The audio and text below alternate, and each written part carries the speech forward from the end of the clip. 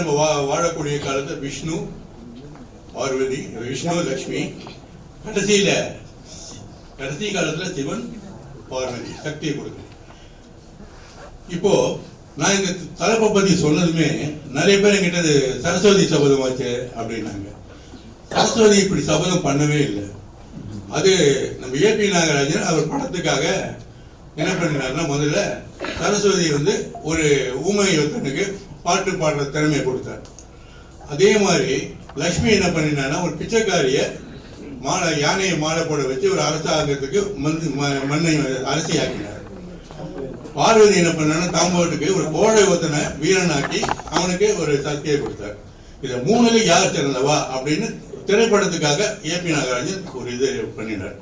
ஆனா உண்மையான கதை என்னன்னா, அசுரர்கள் ரொம்ப அட்டூழியம் பண்ணிட்டு இருந்தாங்க. இந்த பக்கம் தேவர்கள் ஆணவத்தோட இருந்தாங்க. இவங்க ரெண்டு பேரையும் சமநிலைக்கு கொண்டு வரணும்.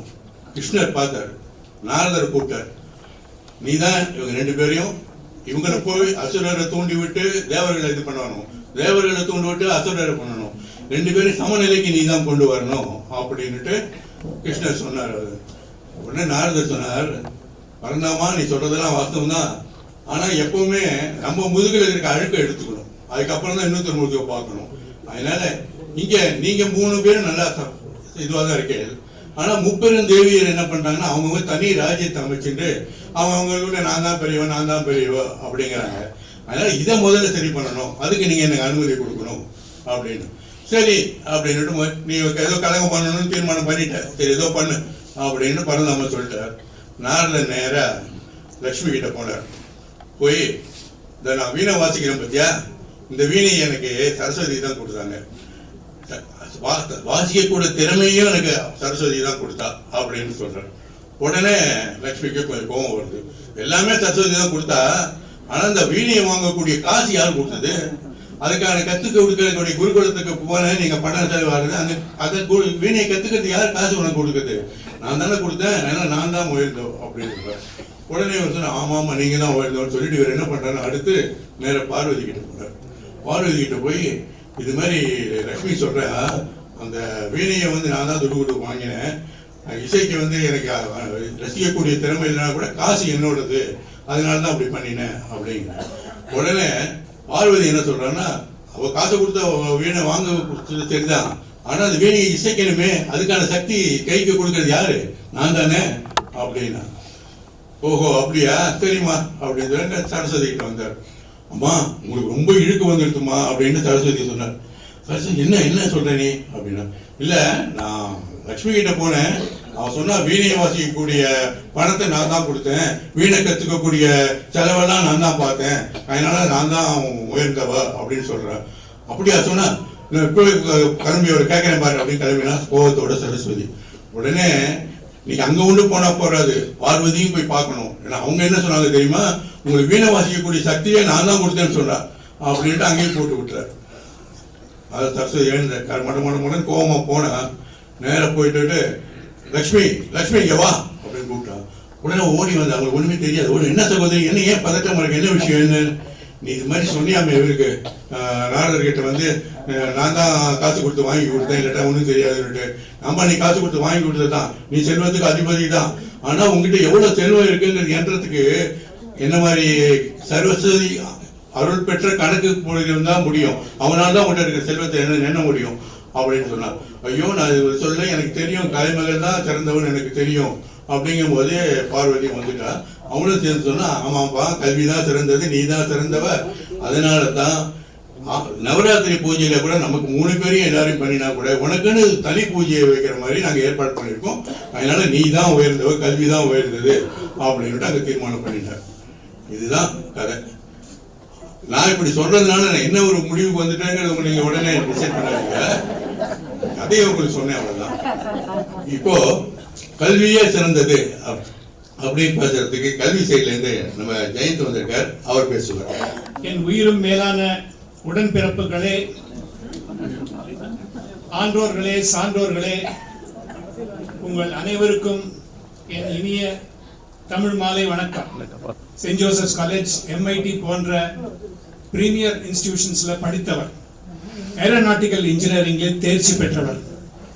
DRDO, ISRO போன்ற நிறுவனங்களில் பணியாற்றி மிசைல் மேன் என்ற பட்டத்தை பெற்றவர். இதற்கு மேலாக அவர் ஃபண்டமெண்டலி எஜுகேஷனிஸ்டாக தான் பார்க்கப்பட்டார். இந்திய ஜனாதிபதியாக இருந்த போது கூட எந்த கல்லூரி எந்த பள்ளியில் கூட்டாலும் அங்கு சென்று மாணவர்களிடம் நிறைய நாள் அவர் உரையாடி அவர்களுக்கு புத்திமதி சொல்லுவார்.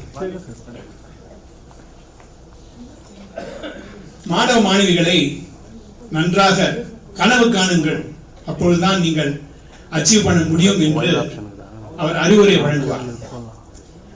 இவர் கலாம் பற்றி உங்களுக்கு எல்லாம் தெரியும், நீங்க நான் சொல்ல வேண்டிய அவசியம் இல்லை. நான் அதை ஒரு உதாரணத்துக்காக எடுக்கிறேன். இன்னொன்று உங்களுக்கு தெரியாத ஒருவரை பற்றி சொல்ல விரும்புகிறேன். அவர் சரஸ் வரதாச்சாரியார்.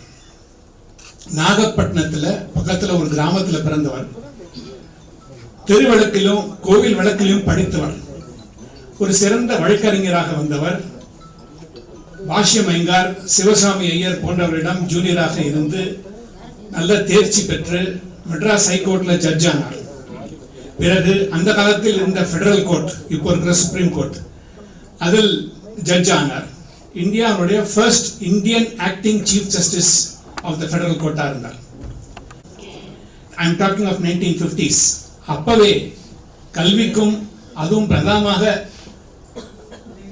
பெண்கள் கல்விக்கும் எவ்வளவு முக்கியத்துவம் கொடுக்கப்பட்டது என்பதை உங்களுக்கு உணர்த்தத்தான் இந்த உதாரணத்தை சொல்கிறேன். இப்போ எல்லாம் உங்களுக்கு மேனேஜ்மெண்ட் கோட்டா வந்துருச்சு, யார் வேணாலும் சேரலாம். 98.5 தான் கட் ஆஃப் மார்க்னா எல்லாரும் அதை விட வாங்கினா அப்புறம் காலேஜ் போறாது. அதனால அந்த அளவு மார்க் வாங்காதவர்களுக்கு ஒரு அட்மிஷன் இருக்கணும்ன்றதுக்காக தான் அந்த மேனேஜ்மெண்ட் கோட்டா வந்தது. ஆனால் அதுவே கல்லூரி படிப்பை ஒரு வியாபாரம் ஆகிவிட்டதோ என்ற கேள்வியும் இருந்தது. ஆனால் நிறைய மாணவர்கள், அதுவும் 98.5 மார்க் வாங்க முடியாதவர்கள் சேருவதற்கு ஒரு நல்ல வாய்ப்பு அளித்தது. இதுல ஒரு ஸ்பின் ஆஃப் என்னன்னு சொன்னா, ஒரு தந்தையோ தாயோ நல்ல டாக்டராக இருக்கிறார், ஒரு ஆஸ்பத்திரி ஆரம்பித்து விட்டார். தனக்கு பிறகு அதை யாரிடம் கொடுப்பது? அதனால பையனையோ பொண்ணையோ MBBS எப்படியாவது சேர்க்க வச்சு அவங்களை படிக்க வச்சு அந்த ஆஸ்பத்திரி அவர்களோட ஒப்படைக்கணும் என்ற ஒரு ஆசை. அதில் ஒன்றும் தவறு இருக்கிறதா எனக்கு தெரியவில்லை. அதுக்கும் இந்த மேனேஜ்மெண்ட் கோட்டா கை கொடுத்தது. அதில் சேர்ந்து அவர்கள் பயின்று அந்த ஆஸ்பத்திரியை நடத்தக்கூடிய திறமை பெற்றார்கள். தமிழ்நாடு மட்டும் இல்லாமல் பக்கத்தில் உள்ள இலங்கையை பற்றியும் ஒரு உதாரணம் காமிக்க விரும்புகிறேன். அங்கு 1948 அவர்கள் சுதந்திரம் பெற்ற பிறகு டட்லி செனநாயகா தலைமையில் ஒரு அரசு அமைந்தது. அப்பொழுது ஆங்கிலேயர்கள் பியூரோக்ரசியை கிரியேட் பண்றதுக்காக படித்தவர்கள், அதுவும் ஆங்கிலம் தெரிந்தவர்கள் வேண்டும் என்று ஆசைப்பட்டார்கள். அப்போது என்ன ஆச்சு? யாழ்ப்பாண தமிழர்கள் தான் முக்காவாசி இடங்களை கைப்பற்றினார்கள். அவர்களிடம் தான் படிப்பு இருந்தது, அவர்கள் தான் ஆங்கிலத்தில் தேர்ச்சி பெற்றார்கள். இதற்கு என்னன்னா, இது ஒரு அடிப்படை காரணமாச்சு. அங்க இருக்கிற எத்னிக் ஸ்ட்ரைஃபுக்கு, தமிழர்களுக்கும் சிங்களருக்கும் உள்ள வித்தியாசம் படிப்பில் ஆரம்பித்தது. அவ்வளவு முக்கியமானதாக அது கருத வேண்டும் என்பதற்காக அதை நான் சுட்டி காட்டுகிறேன். படிப்புன்னா டிகிரி மட்டும் படிப்பாகாது. Degree may be a passport to employment, but degree is not education. சுவாமி விவேகானந்தர் என்ன சொன்னார்? Education is life building, man making, character making. எல்லாம் சேர்ந்ததுதான் கல்வி. It has to be holistic. அப்பதான் அது முழு கல்வியாக அமைய முடியும் என்று கூறினார். நடுவர் தமிழில் பேச வேண்டும் கேட்டதுக்காக அதுக்கு ஒரு மொழிபெயர்ப்பையும் நான் சொல்கிறேன். ஏழை சிறுவன் கல்வியை தேடி வராவிட்டால் கல்விதான் அவனை தேடி போக வேண்டும் என்று அவர் சொன்னார். அந்த அளவுக்கு கல்விக்கு முக்கியம் கொடுத்தார் விவேகானந்தர் அந்த காலத்திலே. நம்மளுடைய இது சுதந்திரத்துக்கு பிறகு நம்ம எஜுகேஷன் மினிஸ்டர்ஸ்லாம் பார்த்தோம்னா எல்லாம் முக்கியமானவர்கள். அதுக்கப்புறம் ஒன்று ஜனாதிபதியாக இருக்காங்க, இல்லை பிரைம் மினிஸ்டராக இருக்காங்க, இல்லை பார்ட்டியில் ரொம்ப முக்கியமானவர்களாக இருக்காங்க. அந்த மாதிரிப்பட்டவர்களுக்கு தான் இந்த கல்வித்துறை வழங்கப்பட்டது. அவ்வளவு முக்கியத்துவம் வாய்ந்தது இந்த கல்வித்துறை என்பதற்காக இதை சொல்கிறேன். இதற்கு மேலே நான் சொல்ல வேண்டிய அவசியம் உங்களுக்கு இருக்கதாக நான் கருதவில்லை. நான் யாராவது விட்டாலோ தொடாமல் இருந்தாலோ என் சகோதரிகள் 2 பேரும் அதை அலசுவார்கள் என்று கூறி இந்த அளவுக்கு வாய்ப்பளித்த அனைவருக்கும் நன்றி கூறி விடைபெறுகிறேன். நன்றி, வணக்கம். இருக்கிறவங்க எல்லாருக்குமே நம்ம பார்த்தோன்னா அந்த ஃபைனான்ஸ் பற்றியான எல்லா ஒரு இதுவும் இருக்கு. அப்துல் கலாமை பற்றி பார்த்தீங்கன்னா அவர் சயின்டிஸ்ட்டு, அவர் MIT படித்தார், எல்லாமே ஓகே தான். ஆனால் அவர் சிறு வயதில் பணம் இல்லாமல் வீட்டுக்கு வீடு பேப்பர் போட்டு பணம் சொன்னார்.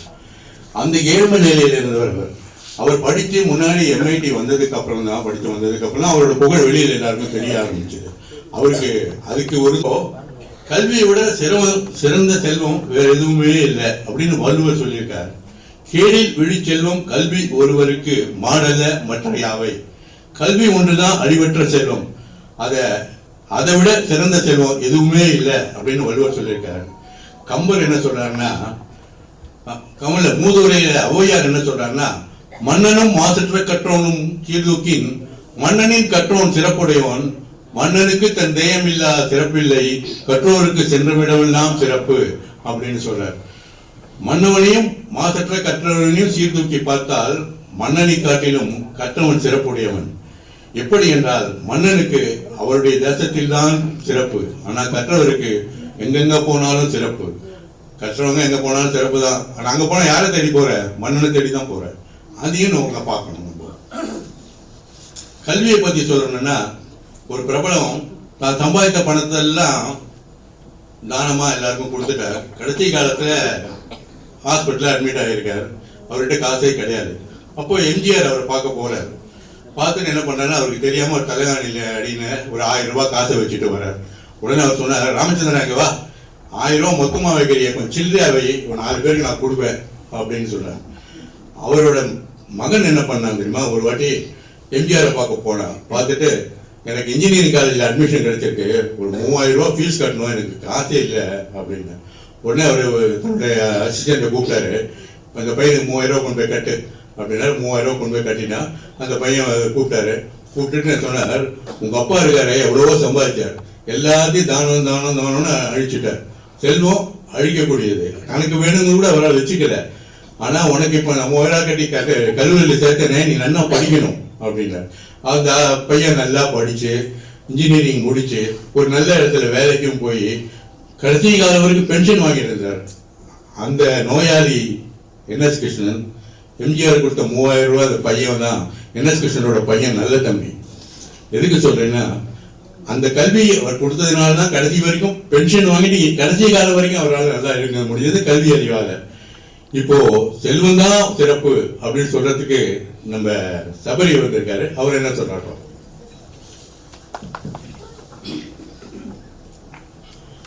மரியாதைக்குரிய நடுவர் அவர்களே, இரு அணி பேச்சாளர் நண்பர்களே, ஜீவா அலுவலக நண்பர்களே, எங்களது செல்வ கட்சியை சார்ந்த ஜீவா குழுவில் அன்பு உள்ளங்களே, உங்கள் அனைவருக்கும் எனக்கு இந்த இனிய வேலைக்கு நான் அன்பு கணிந்த வணக்கத்தை தெரிவித்துக் கொள்கிறேன். நீங்க கல்வியை பத்தி என்னதான் பேசினாலும், குழந்தை பிறக்கிறதுக்கும் பணம் வேணும், வளர்க்கறதுக்கும் பணம் வேணும், படிக்க வைக்கிறதுக்கும் பணம் வேணும். ஒரு குறிப்பிட்ட வகுப்பு வரைக்கும் படிச்சுட்டு எந்த பிரிவை எடுத்தா நிறைய சம்பளம் கிடைக்கும் சொல்லி அந்த பிரிவை தேர்ந்தெடுக்கிறதும் பணம் தான். BAO அல்லது BCom அல்லது BSCO அல்லது MBBS அதை தேர்ந்தெடுக்கிறதும் பணம் தான். அதை படிச்சு முடிச்ச உடனேயே சம்பளம் உள்ளூர்ல அதிகமா, உள்நாட்டுல அதிகமா கிடைக்குமா, வெளிநாட்டுல அதிகமா கிடைக்குமான்னு சொல்லி நாம அதை தேர்ந்தெடுக்கிறோம். தேர்ந்தெடுத்துட்டு வெளிநாட்டுல அதிகமா சம்பளம் கிடைக்கும்னா அங்க போறதுக்கும் பணம் வேணும். அங்க போய் நிறைய சம்பாத்தியம் பண்றோம்னு சொன்னோம்னா, ஒரு வீடு கட்டணும்னு சொன்னா வீடு கட்டுறதுக்கும் பணம் வேணும். நிறைய நகை போட்டு ஒரு பொண்ணை கல்யாணம் பண்ணணும்னு சொன்னா அதுக்கும் பணம் வேணும். அப்புறம் மாதம் மாதம் அம்மா அப்பாவுக்கு பணம் அனுப்புறதுக்கும் பணம் தான் வேணும். இப்படி இருக்கும்போது அது அப்படியே சக்கரை மாதிரியே தான் சுழந்துக்கிட்டு இருக்கும். அந்த கல்யாணம் பண்ண ஒரு குழந்தை பிறக்கணும், அதை படிக்க வைக்கணும், அதை வளர்க்க வைக்கணும், வெளிநாடு பணம் அனுப்பணும், தான் பிற்காலத்துக்குள்ள தனக்கும் பணம் வேணும். பணம் இல்லாம என்னங்க செய்ய முடியும்? அதனால வாழ்க்கையில பெரிதும் உதவுவது செல்வம். நான் வாழ்க்கையில முன்னேற உதவுவது கல்வின்னா நான் ஏத்துக்கிறேன். ஆனா பெரிதும் உதவுவது செல்வம். அந்த தலைப்பை நீங்க பார்க்கணும். அதுதான் வள்ளுவர் என்ன சொல்றாருன்னா, நிறைய குறள் இருக்கு. ஒரு செல்வந்தன் தான் தேவலோகத்துக்கு ஒரு நல்ல விருந்தாளின்னு சொல்றார். என்ன விருந்து என்னன்னா, இருக்கிற விருந்தாளிக்கு சாப்பாடு போட்டுட்டு வர்ற விருந்தாளியை எதிர்பார்த்துக்கிட்டு இருக்கவன் எவனோ அவன் தான் தேவலோகத்துக்கு நல்ல விருந்தாளி. அதான் செல்விருந்து ஓம்பி வருவிருந்து பார்த்திருப்பான் நல்விருந்து வானத்தவர்க்கு அப்படின்னு ஒரு குறளை சொன்னாரு. இன்னொன்னு என்ன சொல்றேன், உண்ண உணவு, உடுத்த உடை, இருக்க வீடு, இந்த 3 இருந்துக்கிறவங்க செல்வந்தன். அவன் கண்டுபிடிச்சதானங்க ஆனா அவன் எழுத்து. சும்மா வேலைக்கு அங்கிட்டு இங்கிட்டு போயிட்டு வர்றான், ஆனா அவன் எழுத்த கண்டுபிடிக்க முடியுமா? இப்ப தமிழோ தெலுங்கோ கன்னடமோ மலையாளமோ என்ன ஒரு மொழியோ, அந்த மொழிக்கு முதல் எழுத்துன்றது, இப்ப தமிழ் எடுத்துக்கிட்டோம்னா முதல் எழுத்து உயிரெழுத்தும் மெய்யெழுத்தும். அது உயிரெழுத்துன்றது ஆனாவுன்னா, மெய்யெழுத்துன்றது இக்குங்கு, அப்புறம் சார்பு எழுத்துக்கள் வேற இருக்கு. இந்த எழுத்தை உட்காந்து கண்டுபிடிச்சவனே ஒரு செல்வந்தன் தானே. கொஞ்சம் நம்ம யோசனை பண்ணிப்பா. யாரும் அடிக்கடி வேலைக்கு போயிட்டு காலையில போயிட்டு சாயந்தரம் வர்றான்னா அவன் உட்காந்து இந்த எழுத்தை கண்டுபிடிக்க முடியுமா? எல்லாம் அது உண்ண உணவு, உடுத்த உடை, இருக்க வீடு, அந்த செல்வந்தன் தான் அந்த எழுத்தவே கண்டுபிடிச்சிருக்க முடியும். இன்னொன்னு, மாத சம்பளத்துக்கு மாதம் நம்ம சம்பளம் வாங்குறோம். இப்போ ஒருத்தர் மாத சம்பளம் வாங்குறாரு. அவர் கூட வேலை பார்க்குற நண்பர் அவரை பார்க்க வந்திருக்கிறாரு. அவருக்கு கையை விரிச்சுக்கிட்டு தியானம் இருந்திருக்கிறாரு. ஏப்பா நீ என்னடா இங்க போய் நீ தியானம் இருக்கிறிய கையை விரிச்சுக்கிட்டு அப்படின்னு கேட்கிறாங்க. வந்து இல்லப்பா நீ தேதி 5 ஆகி போச்சு, இதுக்கு மேல எனக்கு செலவு இழுத்து வச்சிடாதுன்னு சொல்லி நான் கையை விரிச்சு வச்சுட்டு என் வீட்டுக்கார அம்மாவுக்கு சொல்றதுக்கு தான் உட்காந்துருந்தேன் சொன்னான். அப்ப அந்த 5 தேதி 6 தேதி ஆன உடனே பின்னாடி அந்த 30 நாளையும் ஓட்டுறதுக்கு கையில காசு வேணும்ன்றத பார்க்கணும். அது மாதிரி இன்னொன்று பார்த்தீங்கன்னு சொன்னா, இது சாதாரணமா தெரிஞ்சிடறதுதான். ஒரு நிறைய படிச்சிருக்கான்னு வச்சுக்கோங்களேன், அவங்ககிட்ட வந்து வேலைக்கு போயிட்டா ஒன்றும் இல்லை. இப்போ அப்படித்தான் ஒரு பையன் ஒரு BA வரைக்கும் படித்த பையன். அவங்க அப்பா கூப்பிட்டு, எப்பா பக்கத்தில் ஒரு கல்யாணம் நடக்குது, அவங்க மொய் செஞ்சிருக்காங்க, நமக்கு 500 ரூபாய், இந்த ஒரு 1000 ரூபாய், நீ போய் இந்த ரூபாயை போய் செஞ்சுட்டு வா அப்படின்னு சொல்லி அடிச்சிருக்காங்க. BA படிச்சுட்டு சும்மா இருக்கேன், வேலைக்கு போகலை. அவனும் அந்த கல்யாணத்துக்கு போயிருக்கான். போன உடனே சாப்பிட்டுட்டு மொய் எழுதலாம்ப்பா, நீ போய் சாப்பிட போகணும்னு நினச்சிட்டாங்க. அந்த நேரம் அந்த ஊருக்கு அவர் இடத்துல வந்து அந்த கல்யாணம் நடக்கிற இடத்துல ஒரு பெரிய கார்ல இருந்து நல்லா பெரிய பீசியோட பட்டு வேஷ்டி, பட்டு சட்டை, பட்டு துண்டு எல்லாம் போட்டுட்டு இறங்குறாரு ஒருத்தர். அவரை பார்த்த உடனே பொண்ணோட அப்பா அம்மா, மாப்பிள்ளையோட அப்பா அம்மா ஓடி போய் வரவேற்கிறாங்க. அவர் பார்த்தீங்கன்னா அந்த ஊர் தலைவர், படிக்காதவர். ஆனா அவர் கூப்பிட்டு போய் அங்க ஆசீர்வாதம் பண்ண சொல்லி சாப்பிட்றது கூப்பிட்டு போறாங்க. அப்ப பார்த்தா எல்லா இடத்துலையும் உட்கார்ந்து இருக்காங்க. அப்ப கடைசியா பார்த்துறது இந்த பையன் தான். தம்பி கோச்சுக்கிறாதப்பா, இந்த ஐயா சாப்பிட்டு போட்டோம், நீ அடுத்த பந்தியில சாப்பிடு அப்படின்னு அவர் உட்கார வச்சு சாப்பிட்டுட்டு அனுப்பிச்சுட்டாங்களாம். அப்ப எந்த அளவுக்குன்னு பாருங்க, கையில சம்பளம் இல்லைன்னு சொன்னா கல்விக்கு கூட மதிப்பு இல்லாம தான் போகும். அப்ப இன்னொன்னு படிச்சவன் வந்து இன்னொன்னு ஐயா சொன்னாரு, கடைசி அந்த முடிச்சிடுறேன். ஐயா சொன்னாரு, இந்த எந்நேரமும் ஒரு சொன்னாரு, அணு இனமும் தொழுதால் சரஸ்வதி நமக்கு அருள் வார கிடைக்கும்டாப்புல. நீங்க சரஸ்வதி என்னைக்குங்க நீங்க கும்பிடுறீங்க? யோசனை பண்ணி பாருங்க. வருஷத்துக்கு ஒரு நாள் சரஸ்வதி பூஜை என்னத்தையும் யோசனை பண்ணி பாருங்களேன். வருஷத்துக்கு அது அன்னைக்கு லீவ் விட்டா தான் ஜாமி விடுவான். ஏன்னா அதுல சந்தோஷமா அந்த பையன் இருக்கிற காரணம், ஏன்னா சரஸ்வதி கிட்ட புஷத்தை வச்சு சாமி கும்பிடுறோம், 2 நாள் கழிச்சு தான் புஷத்தை எடுக்கணும்னு சொல்லுங்க, அது ரொம்ப சந்தோஷமா இருக்கா.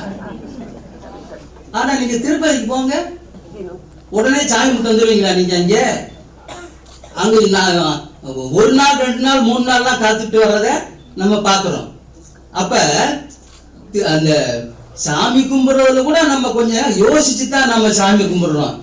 பட்னதார் சொல்றாரு, இந்த செல்வம் சொல்லிட்டு அப்படி இருக்காதீங்கடா, காதிருந்த ஊசியும் கடைவழிக்கே வாராதுகான்னு சொல்லி பட்டினத்தார் சொன்னாரு. ஏன்னா எவ்வளவுதான் சம்பாதிச்சாலும் இந்த உடைஞ்சு போன ஊசி கூட உன் கூட வராதுன்னு சொன்னாரு. அது நியாயங்க. ஆனா செத்து போன பணம் கூட காசு இல்லாம போகாது. யோசனை பண்ணி நெத்தியில 1 ரூபா வைக்கணுமே வேணாமா? வச்சா தானே போகும். அது மாத்திரம் இல்ல, அங்க போய் எரிக்கிறவனுக்கும் காசு தரணும் இல்லையா? கடைசி ஒண்ணு சொல்லிடுறேன், இந்த குழந்தைகளுக்கு கூட இந்த காசினுடைய அருமை தெரியும். சின்ன பிள்ளைகளை கூட, ஒரு 3 வயசு பிள்ளை அவங்க அம்மா கூப்பிட்டு, அடியே அவங்க மாமா இன்னைக்கு வர்றா நீ சொன்னோட இந்த பிள்ளைக்கு ரொம்ப ஆசை. ஏன்னா மாமா வந்து அண்ணா நிறைய வாங்கிட்டு வருவான் இல்லையா, அதனால சரி எப்பமா வருவாரு எப்பமா வருவாரு நைன் நச்சுட்டு இருந்தா அவரு வந்து சேராக்கானா. அப்ப சரி நீ போய் விளையாடு, உங்க மாமா தான் நான் கூப்பிடுறேன். விளையாட போயிடுச்சு. கொஞ்சம் வந்தாரு மாமா. வந்த உடனே அக்கா நான் அவசரமா வந்துட்டு பிள்ளைக்கு நான் ஒன்றும் வாங்கிட்டு வரலையா, ஒரு 5 ரூபா கொடுறா போய் வாங்கி தந்துக்கிறோம், ஏதாவது வாங்கி தந்துக்கிறோம் அப்படின்னு சொல்லி. அப்ப 5 ரூபா கொடுத்தா போதுமா, இல்லை அதுக்கு மேலே கொடுத்தா என் பிள்ளை வாங்காது, நான் அப்படித்தான் வளர்த்து வச்சிருக்கேன்டான்னு. சரின்ட்டு அப்படியே பங்கஜம் இங்க வா உங்க மாமா வந்துட்டாரு அப்படின்னா அது ஓடி வந்துச்சு. பைய பார்த்து பையில ஒன்றும் இல்லை. அப்ப மாமா நான் உனக்கு ஒன்றும் வாங்கிட்டு வரலப்பா, இவருக்கு ஒரு யோசனை, ஒரு டெஸ்ட் வச்சு பார்ப்போம். இந்த பிளேட்டு ஒரு பக்கம் 5 ரூபா, இன்னொரு பக்கம் 500 ரூபா தாள். அப்ப பாப்பா நீ இந்த 5 ரூபா வேணுமா உனக்கு 500 ரூபா தாள் வேணுமான்னு, இது சேட்டா இருக்கு. அப்ப அவரு அந்த பாப்பா சொல்லியிருக்கு, எங்க அம்மா அதிகமாலாம் காசு யார்ட்டையும் வாங்கக்கூடாதுன்னு இருக்கு, இந்த 5 ரூபா போதுமாமான்னு 5 ரூபா எடுத்துட்டு போயிட்டு கொஞ்ச தூரம் போன உள்ள திரும்ப வந்து, அம்மா சின்ன காசா இருக்கு இந்த தாளை மடிச்சு வச்சுக்கிறட்டுமா, அப்படி இந்த 500 ரூபா தேவை காசுனுடைய அருமை தெரிஞ்சுட்டா சின்ன பிள்ளையிலேயே. நான் இன்னும் நிறைய சொல்றேன், ஐயா பில் அடிச்சிட்டாரு, அடுத்து நான் சொல்றேன் நானு. எனவே வாழ்க்கையில் முன்னேற பெரிதும் உதவுவது, நல்லா கவனிங்க, பெரிதும் உதவுவது செல்வந்தான். வாய்ப்புக்கு நன்றி கூறி விடைபெறுகிறேன். நன்றி, வணக்கம். சபரி நல்லா பேசினாரு. ஆனா எழுத்தை கண்டுபிடிச்சதே பணக்காரன் தான் செல்வந்தன் தான் அப்படின்னு சொன்னதை ஒண்டி என்னால ஏத்துக்க முடியாது. அது நான் என்னன்னு ஏத்துக்க முடியாது. ஏன்னா தமிழ் மொழிக்கு 5000 ஆண்டுகளுக்கு எவ்வளவு தெரியும், 5000 ஆண்டுகளுக்கு முற்பட்ட மொழி தமிழ். கல்வெட்டுல எல்லாம் தமிழ் இருக்கு. அப்பெல்லாம் செல்வந்தர் இல்ல பேசுங்க. அப்புறம் ரெண்டு அது அதெல்லாம் செல்வந்தர் செல்வந்தரோட ஆதரவு பெற்று புலவர் கண்டுபிடிச்சிடணும். நல்ல தமிழ் மொழியில வல்லவர்கள் கண்டுபிடிச்சிடணும். அவ்வளவுதான் வழிய செல்வந்தன் கண்டுபிடிச்சதுங்கிற நான் ஒத்துக்க மாட்டேன். சரி, செல்வத்தை பத்தி இப்ப நான் சொல்றேன். கல்லானே ஆனாலும் கைப்பொருள் ஒன்றாயின் எல்லாரும் சென்றங்கு எதிர்கொள்வர்.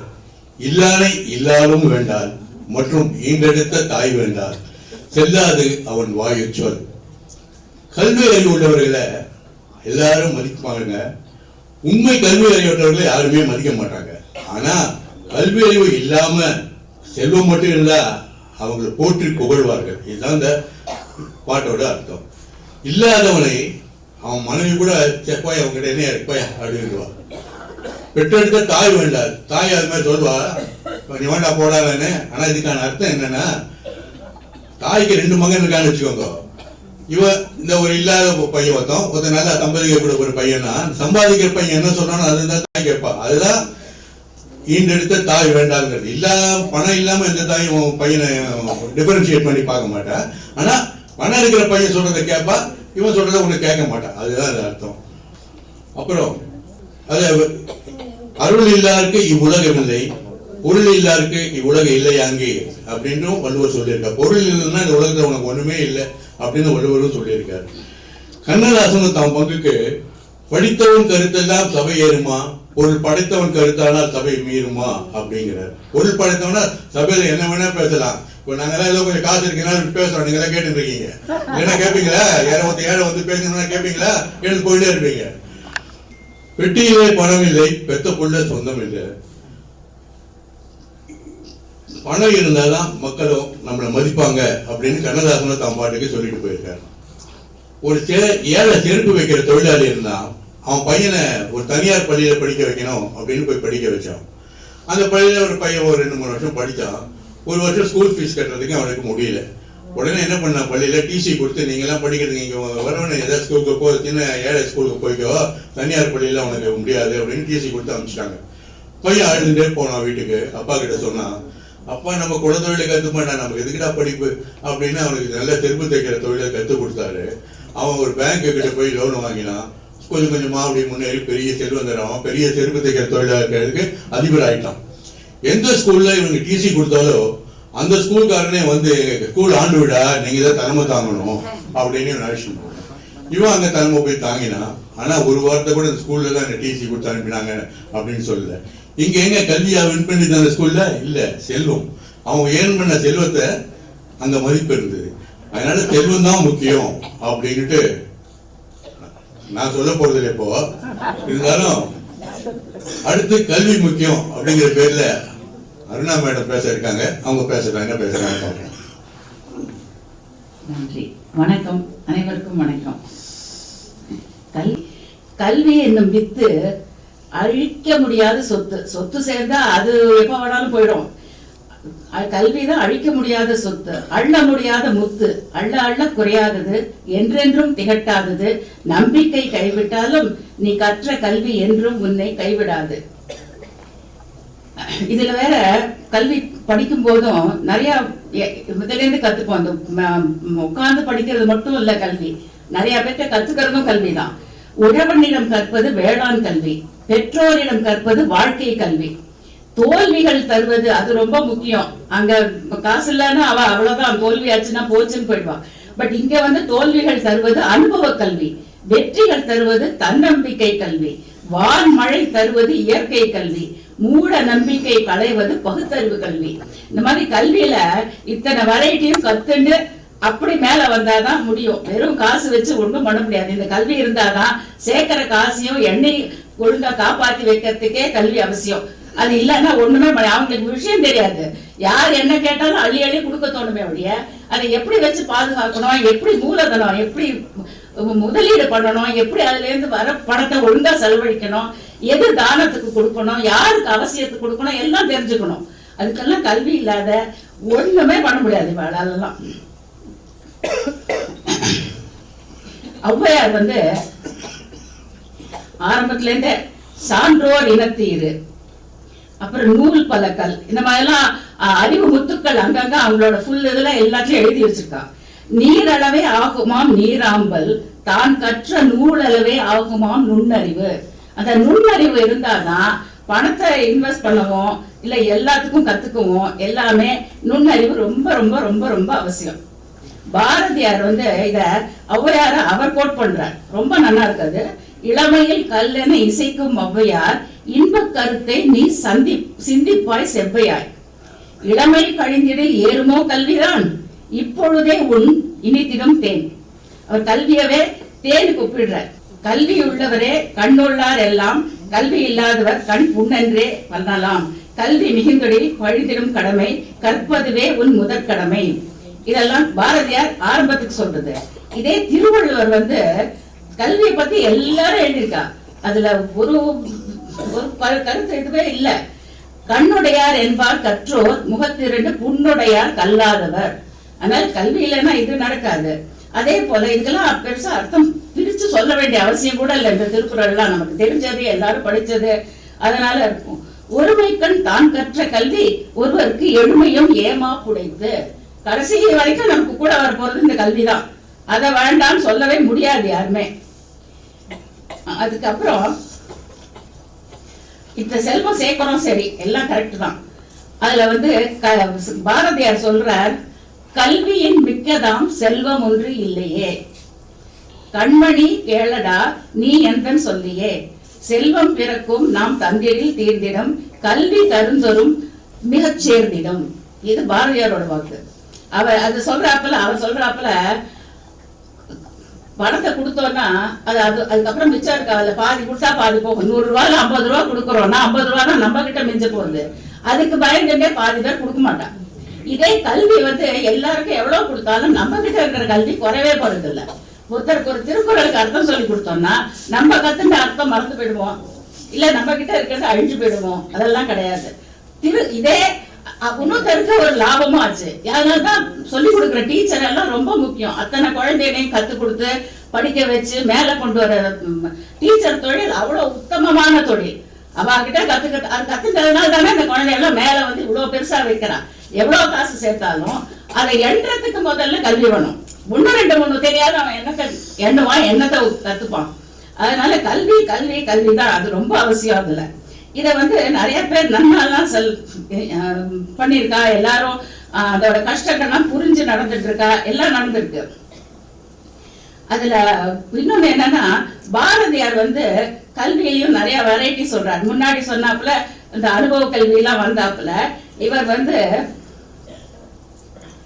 உலகளாவிய கல்வி இருக்கு, ஏட்டு கல்வி மட்டும் இல்லாம வெளியில போய் 4 இடம் போய் பார்த்து வந்தா அது கத்துக்கிறதுக்கு கல்வி இருக்கு, பெண் கல்வி, தாய்மொழி கல்வி எல்லாம் இருக்கு. இதுல குறுகிய கல்வி சில இடங்கள்ல கொடுத்துடுறான். கல்வியில முக்கியம் இல்லாம வேற ஏதோ சொல்லி பண்றதுக்கு அது பேடி கல்வி, அற்பர் கல்வி அப்படின்னு அவர் திட்டுற. சமூக நல்லிணக்கத்துக்கு கல்வி இருந்தாதான் நடக்கும்ங்கிறது பாரதியாரோட ரொம்ப ஆணித்தரமான கருத்து.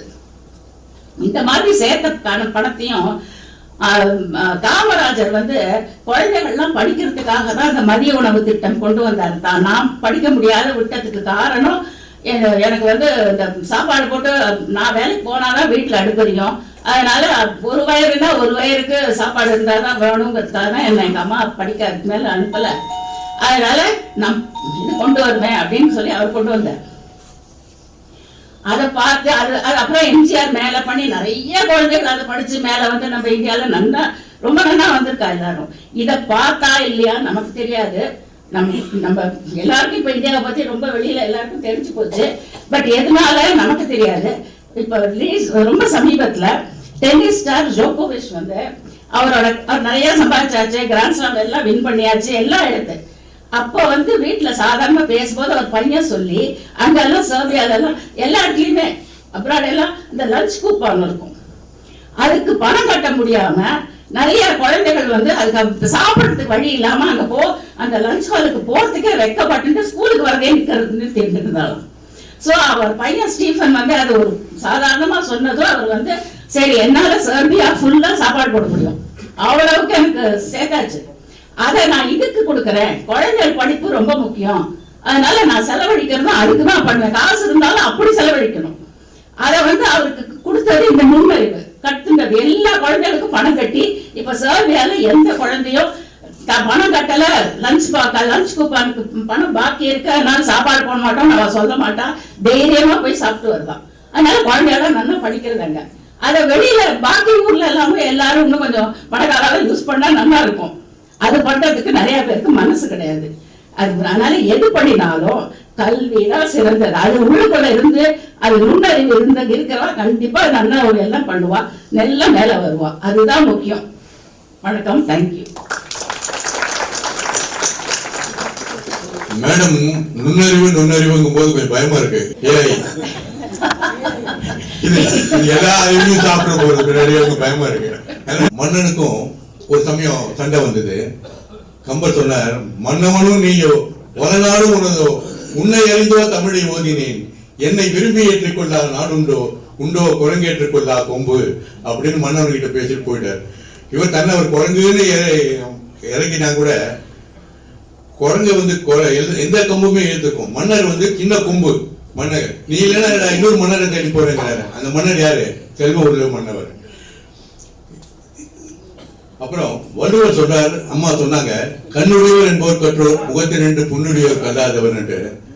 வள்ளுவர் எல்லாமே சொல்லியிருக்காரு, இப்படியும் சொல்லியிருக்காரு அப்படியும் சொல்லியிருக்காரு. அதெல்லாம் அந்தந்த சமயம் வரும்போது திரும்பி நான் சொல்றேன்.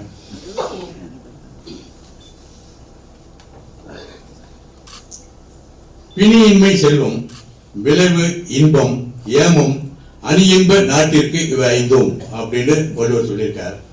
மக்களுக்கு நோயற்ற வாழ்வு முதல்ல, அப்புறம் விளைச்சல் மிகுதியான பொருளாதார வளம், இன்ப நிலை, உரிய பாதுகாப்பு ஆகிய எல்லாமே இருந்தா அழகு நாட்டுக்கு அப்படின்னு சொன்னவர் கல்வியை விட்டுட்டார். ஏன் தெரியுமா? கல்வியெல்லாம் இது அத்தனைக்கும் அடித்தளம், அது எல்லாருக்கும் தெரியுங்கிறதுனாலதான் அவர் அதை விட்டார். அப்புறம் வெள்ளத்தால் அழியாது, வெந்தனில் வேளாது, வேந்தனாலும் கொள்ளத்தான் இயலாது, கொடுத்தாலும் நிறைவழியே குறையாது, கள்ளத்தால் எவராலும் களவாட முடியாது, கல்வி என்னும் உள்ளத்தே பொருள் இருக்க அப்படின்னு ஒரு இது உண்டு. நான் விவேக சிந்தாமணி நினைக்கிறேன். செல்வம் அழிந்துவிடும் தன்மை இருக்கின்றது, கல்வி மட்டுமே அழிஞ்சு விடாமல் இருக்கக்கூடியது. இன்னும் எழுத்தும் இல்லாத நிலைதான் அறிவுத்திறன் வளரும். இடது மூளை வாசிக்க முடியும், இடது மூளை பண்ணுது. பாக்கி வலது மூளையில வந்து படங்கள், அப்புறம் வார்த்தைகள், இதெல்லாம் வலது மூளையோட செயலா இருக்கு. இப்போ அடுத்ததா செல்வம் தான் பெருசு அப்படின்னு பேசுறதுக்கு நம்ம டாக்டர் கண்ணன் வர்றாரு. அவர் வெட்டனரி டாக்டர் தெரியும் நமக்கு. இருந்தாலும் மனுஷனுக்கு கல்வி தான் முக்கியம் வர்றாரு. அவர் என்ன பேசுறப்போ செல்வம் தான் முக்கியம் வர்றாரு. இங்கு கூடியிருக்கும் அனைவருக்கும் என் முதற்கண் வணக்கங்கள். கல்வி செல்வம் இரண்டும் முக்கியம். ஒரு இரண்டும் தொடர்புடையவை, ஒன்றுக்கு ஒன்று தொடர்புடையவை. எப்படி இருக்குன்னா, ஒரு கையில மொரமொரான்னு ஜாங்கிரி கொடுத்து உள்ள ஜூசியா இருக்கு, இன்னொரு கையில வந்து பாதாம் மைசூர் பாக் கொடுத்து இதுல எது வேணும்னு கேட்டா என்ன சொல்றது?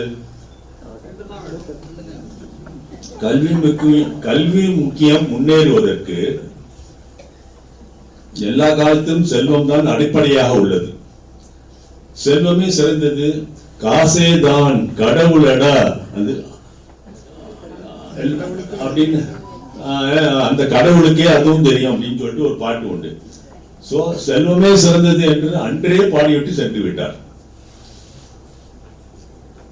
கல்வி இல்லை என்றால் அறிவு வளர்ச்சி இல்லை. பணம் கொடுத்தால் பல பட்டங்கள் வாங்கிவிடலாம், including MBBS or any professional course. அப்படிதான் இருக்கு இந்த காலத்துல. அரசியல் இல்லை, அரசு வாழ்க்கையில் செல்வம் தான் முக்கியம். செல்வம் என்பது மதிப்பிற்குரிய வார்த்தை. $1,00,000 கொடுத்தா H1 விசா வாங்கிடலாம். $1 million கொடுத்தா பர்மனன்ட் US விசா வாங்கிடலாம். அப்ப எது தேவை? பணம் தான் முக்கியமா இருக்கிறது. கல்வி பின்னோக்கி செல்கிறது. பணம் கொடுத்தால் எல்லாம் கிடைக்கும், பணம் என்றால் பிணமும் வாய் திறக்கும் என்று ஒரு சொல்வடை உண்டு. படித்த உடனே வேலை கிடைக்காவிட்டால் வீட்டில் தண்டசோறு என்று புகழாரம். அதனால்தான் பசங்கள் வீட்டில் இருப்பதே இல்லை. எங்கே ஓடியும் என்ன படித்திருந்தாலும் இன்ஜினியரா இருக்கலாம், டாக்டரா இருக்கலாம், PhD எல்லாம் ஸ்விக்கியில ஆர்டர் வராதா என்று காத்து கொண்டு திண்ணையில் அமர்ந்திருக்கிறார்கள். இதை அப்பா பார்த்து விட்டால் ரோடில் அரட்டை அடித்துக் கொண்டு வேலை தேடாமல் ஃப்ரெண்ட்ஸ் கூட சுத்துறான். இவனுக்கு எங்கே வேலை கிடைக்க போகிறது? அந்த அர்ச்சனை வேறு அவனுக்கு. இவ்வளவு கேட்டும் செல்வம் தகுதி உள்ளதாக தெரிகிறது. செல்வம் வந்துவிட்டால் படிக்கவில்லை என்ற மார்க் மறைந்து விடும். எப்படி? செல்வம் இருந்தாக்க படிக்கலனாலும் ஒன்னும் இல்லைன்னு ஆயிடுது, மார்க் மறைஞ்சு போகுது. திரைக்கடல், அதனால்தான் திரைக்கடல் ஓடியும் திரவியம் தேடு என்று சொல். வெற்றி பெற்ற மனிதர் எல்லாம் புத்திசாலி இல்லை, புத்திசாலி மனிதர் எல்லாம் வெற்றி பெற்றதில்லை என்று கூறிவிட்டார். அடுத்து பணம் படைத்த வீட்டுக்குள்ளே எல்லோரும் சொந்தம் இல்லை என்றால் சொந்தக்காரனே துன்பம். கல்வியால் அறிவு பெற்று வந்துவிட்டால் செல்வம் இல்லாதால் புகழ் இல்லை. அழகப்பா செட்டியார், காமராஜர் எல்லோருக்கும் கொடுத்தார்கள்.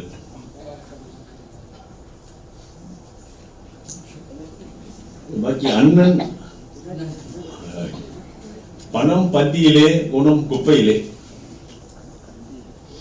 இதை தெரிந்து நடக்காதவர்கள் மனிதரே இல்லைன்னு சொல்லிட்டு போயிட்டார்.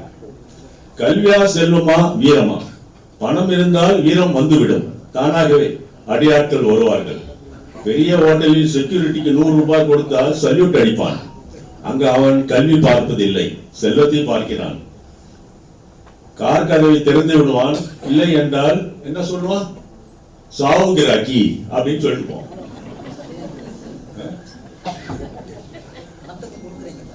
4 பேர் ஹோட்டல் சென்றார்கள். 3 பேர் நன்கு படித்தவர்கள், வயதானவர்கள். 4வது நடுத்தர வயது, பணம் நிறைய படைத்தவர்.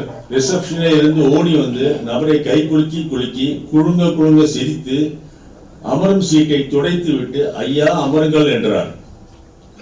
பாக்கி 3 ஏண்டா வந்தோம் என்று ஆகிவிட்டது. அவர்கள் நன்கு படித்தவர்கள். பணம் பாதாளம் வரை பாயும், அம்பானி, விக்டோரியா ராணி, அதானி, ரிலையன்ஸ் எல்லோருக்கும் மதிப்பு எதனால் வந்தது? செல்வத்தாலியா, பணத்தால்?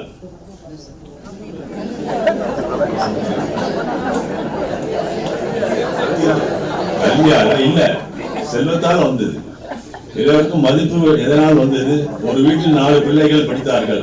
இளையவன் லாஸ்ட் ப்ரோ, பிசினஸ், அரசியல் என்று கோடி கோடியாய் வருமானம். அம்மா அப்பாவுடைய அட்டென்ஷன் எல்லாம் சின்ன பையனுடன் சென்றது. அவன் சொல்வதே வேத வாக்கு, பாக்கி எல்லோரும் டம்மி பீஸ் தான். 2 நிமிஷம். என் வாழ்க்கையில் ஏற்பட்ட ஒரு சம்பவம். 5.5 வருடம் BSc படித்துவிட்டு PG course IVR, Indian veterinary research institute, அதுவும் சென்ட்ரல் கவர்மெண்ட் செலவில் 1 பைசா நான் செலவு பண்ணல. அவுட்ஸ்டாண்டிங் இன் ACR, ஆனுவல் கான்ஃபிடென்ஷியல் ரிப்போர்ட் எல்லாம் இருந்தும் எனக்கு வர வேண்டிய டைரக்டர் போஸ்டை ஒரு கான்ஸ்டிடியூஷனல் ரைட்டை வைத்துக் கொண்டு ஒரு ஜூனியர் SC பேர் ராஜமாணிக்கம் அவர் தட்டி சென்று விட்டார். அவருடன் அவருடன் படித்த டாக்டர் S பாண்டியன், இவங்கெல்லாம் எனக்கு 8-10 வருஷம் ஜூனியர். ஆனா எனக்கு டைரக்டர் போஸ்ட் கொடுக்கல. ஏன்னா அந்த அளவுக்கு பணம் கேட்டாங்க, கொடுக்க முடியல. அதனால வாலண்டரி ரிட்டையர்மெண்ட் எழுதி கொண்டு சீஃப் செக்ரட்டரி கிட்ட கொடுத்தவுடன் அவர் 2 நாள் கழித்து வந்து பார்க்க சொன்னார். அவர் கவர்னரோட டிசைட் பண்ணி அடுத்து என்ன ரெஜிஸ்ட்ரார் வெட்டனரி காலேஜ் அனுப்பிச்சார். அதனால எனக்கு பென்ஷன் குறையல, சேலரி குறையல. இல்லைன்னா கட்டாயம் குறைஞ்சிருக்கும், என்னோட VRS அக்செப்ட் ஆயிருக்கும். வாய் பேச்சுக்கு சொல்லலாம் பணம் யாருக்கு வேண்டும் என்று, அன்பு பாசம் தான் வேண்டும் என்று. இவர்கள் எல்லாம் பணத்தை தானம் செய்வார்களா? அதனால பணம் தான் முக்கியம், செல்வம் தான் முக்கியம்.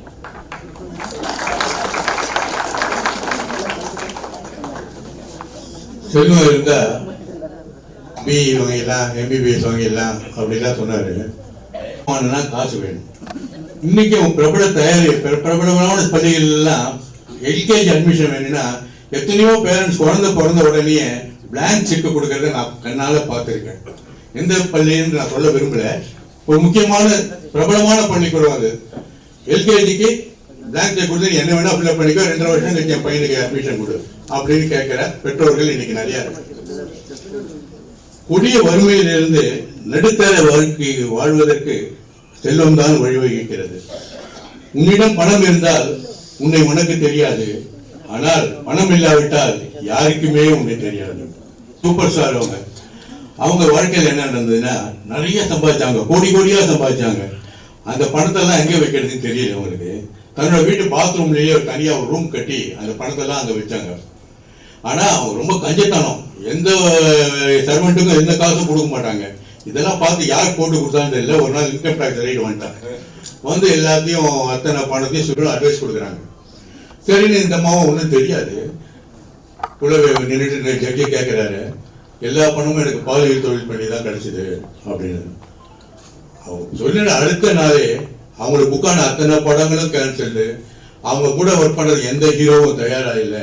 ஒரே ராத்திரில அத்தனை பணத்தையும் இழந்து அவங்க ஏழை ஆகிட்டாங்க. பணம் செல்றது அப்போ செலவாச்சுன்னா போட்டாண்டி தான். பணம் எவ்வளவு சம்பாதிச்சாலும் அதை நம்ம பார்த்துக்கணும். பணத்தால எதுவும் பண்ண முடியாது.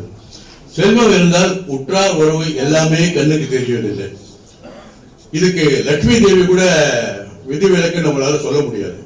ஏன்னா பெருமாள் பத்மாவதியை கல்யாணம் பண்ணிக்க கடன் வாங்கினாரு, இன்னைக்கும் குபேரனுக்கு வட்டி கட்டிட்டு இருக்கார் அப்படின்னு ஒரு கதை நமக்கு எல்லாருக்கும் தெரியும். ஏன் அவங்க பெருமாளோட ஒய்ஃபு செல்வத்துக்கு அதிபதி, பார்க்கடல்ல தோண்டியவங்க, அவங்க கிட்ட காசு கிடையாதா? செல்வ செழிப்பு இல்லையா? ஹஸ்பண்ட் கொடுத்து ஹெல்ப் பண்ண கூடாதா? செல்வம் இருந்தா யாருக்குமே ஹெல்ப் பண்ண தோணாது, அது தெய்வமா இருந்தாலும் சரி. இதை சும்மா ஜோக்கா எடுத்துவாங்க. அடுத்ததா கல்விதான் சிறந்தது அப்படின்னு பேசுறதுக்கு லட்சுமி வந்திருக்காங்க, அவங்க பேசுவாங்க. இப்பொழுது பேசினவர்கள் எல்லாம் பணத்தை வைத்துக் கொண்டு என்ன செய்யலாம் என்று பேசினார்கள். நம்மளுடைய இன்றைய பட்டிமன்றத்தின் என்னெல்லாம் பண்ணலாம்ங்கிறது தான் இப்ப எல்லாரும் செல்வம் கட்சியை சேர்ந்தவர்கள் எல்லாம் பேசி இருக்கிறார்கள். சோ வாழ்க்கையில் முன்னேற்றம் என்றால் என்ன? தற்பொழுது இருக்கும் வாழ்க்கை தரத்தை விட இன்னும் கொஞ்சம் உயர்ந்ததாக வசதியான வாழ்க்கை வாழ வேண்டும் என்பதுதானே. அந்த வாழ்க்கை தரம் எப்படி உயரும்? ஒருவருக்கு ஒரு நல்ல வேலை கிடைத்து நன்றாக சம்பாதிக்க வேண்டும், அதற்கு நன்றாக படித்திருக்க வேண்டும். குறுக்கு வழியில் பணம் சேர்த்தால் அது முன்னேற்றம் இல்லை. அதனால் அதை என்னால் ஒத்துக்கொள்ள முடியாது, அவர்களுடைய வாதத்தை ஒத்துக்கொள்ள முடியாது. எழுத்தறிவித்தவன் இறைவன் ஆகும், எண்ணும் எழுத்தும் கண்ணெனத்தகும், கற்கை நன்றே கற்கை நன்றே பிச்சை புகினும் கற்கை நன்றே என்று இந்த வரிகள் எல்லாம் அந்த காலத்திலேயே கல்வியின் பெருமை பறைசாற்றுவதற்கு எழுதிய வரிகள். அதே போல் அன்னச்சத்திரம் 1000 வைத்தல், ஆலயம் 10,000 நாட்டல், இதையெல்லாம் விட சிறந்தது ஆங்கோர் ஏழைக்கு எழுத்தறிவித்தல். அப்படி பாரதியார் சொல்லி எழுத்தறிவிக்கிறதுங்கிறது, கல்விங்கிறது எவ்வளவு முக்கியம். நம்ம நம்ம நம்ம இந்து மதத்துல அன்னச்சத்திரம் கட்டணும், கல்யாணம் பண்ணி வைக்கணும், அதெல்லாம் பெருசா பேசப்படுகிறது. ஆனால் அதையெல்லாம் விட சிறந்தது ஒரு ஏழைக்கு எழுத்தறிவித்தல். சோ இதுதான் நம்முடைய ஒரு கொள்கையாகவே இருந்திருக்கிறது. சோ நமது நாட்டில் பல சுதந்திரத்திற்கு பிறகு இந்த கல்வி எல்லா மக்களுக்கும் போய் சேர வேண்டும் என்பதற்காக கடைக்கோடி கிராமத்தில் கூட பள்ளிக்கூடங்கள் எல்லாம் கட்டப்பட்டன. நகரங்களில் கல்லூரிகளும் சர்வ கலாசாலைகளும் ஏற்படுத்தப்பட்டன. ஒரு நாட்டின் முன்னேற்றத்திற்கு தொழில் வளர்ச்சி, தொழில்நுட்ப வளர்ச்சி, விஞ்ஞான வளர்ச்சி, மருத்துவ வளர்ச்சி, இதையெல்லாம் தான் ஒரு அளவுகோலாக எடுத்துக்கொள்ள வேண்டும். இந்த வளர்ச்சிக்கு எல்லாவற்றிற்கும் ஆதாரம் கல்விதான். கல்வி இல்லாமல் இது ஒன்றுமே நடக்காது. அந்த கல்வி தரம் நன்றாக உயர்ந்து இருப்பதற்காக பல கல்வி சாலைகள் பெருமைக்குரியதாக இருக்கின்றன.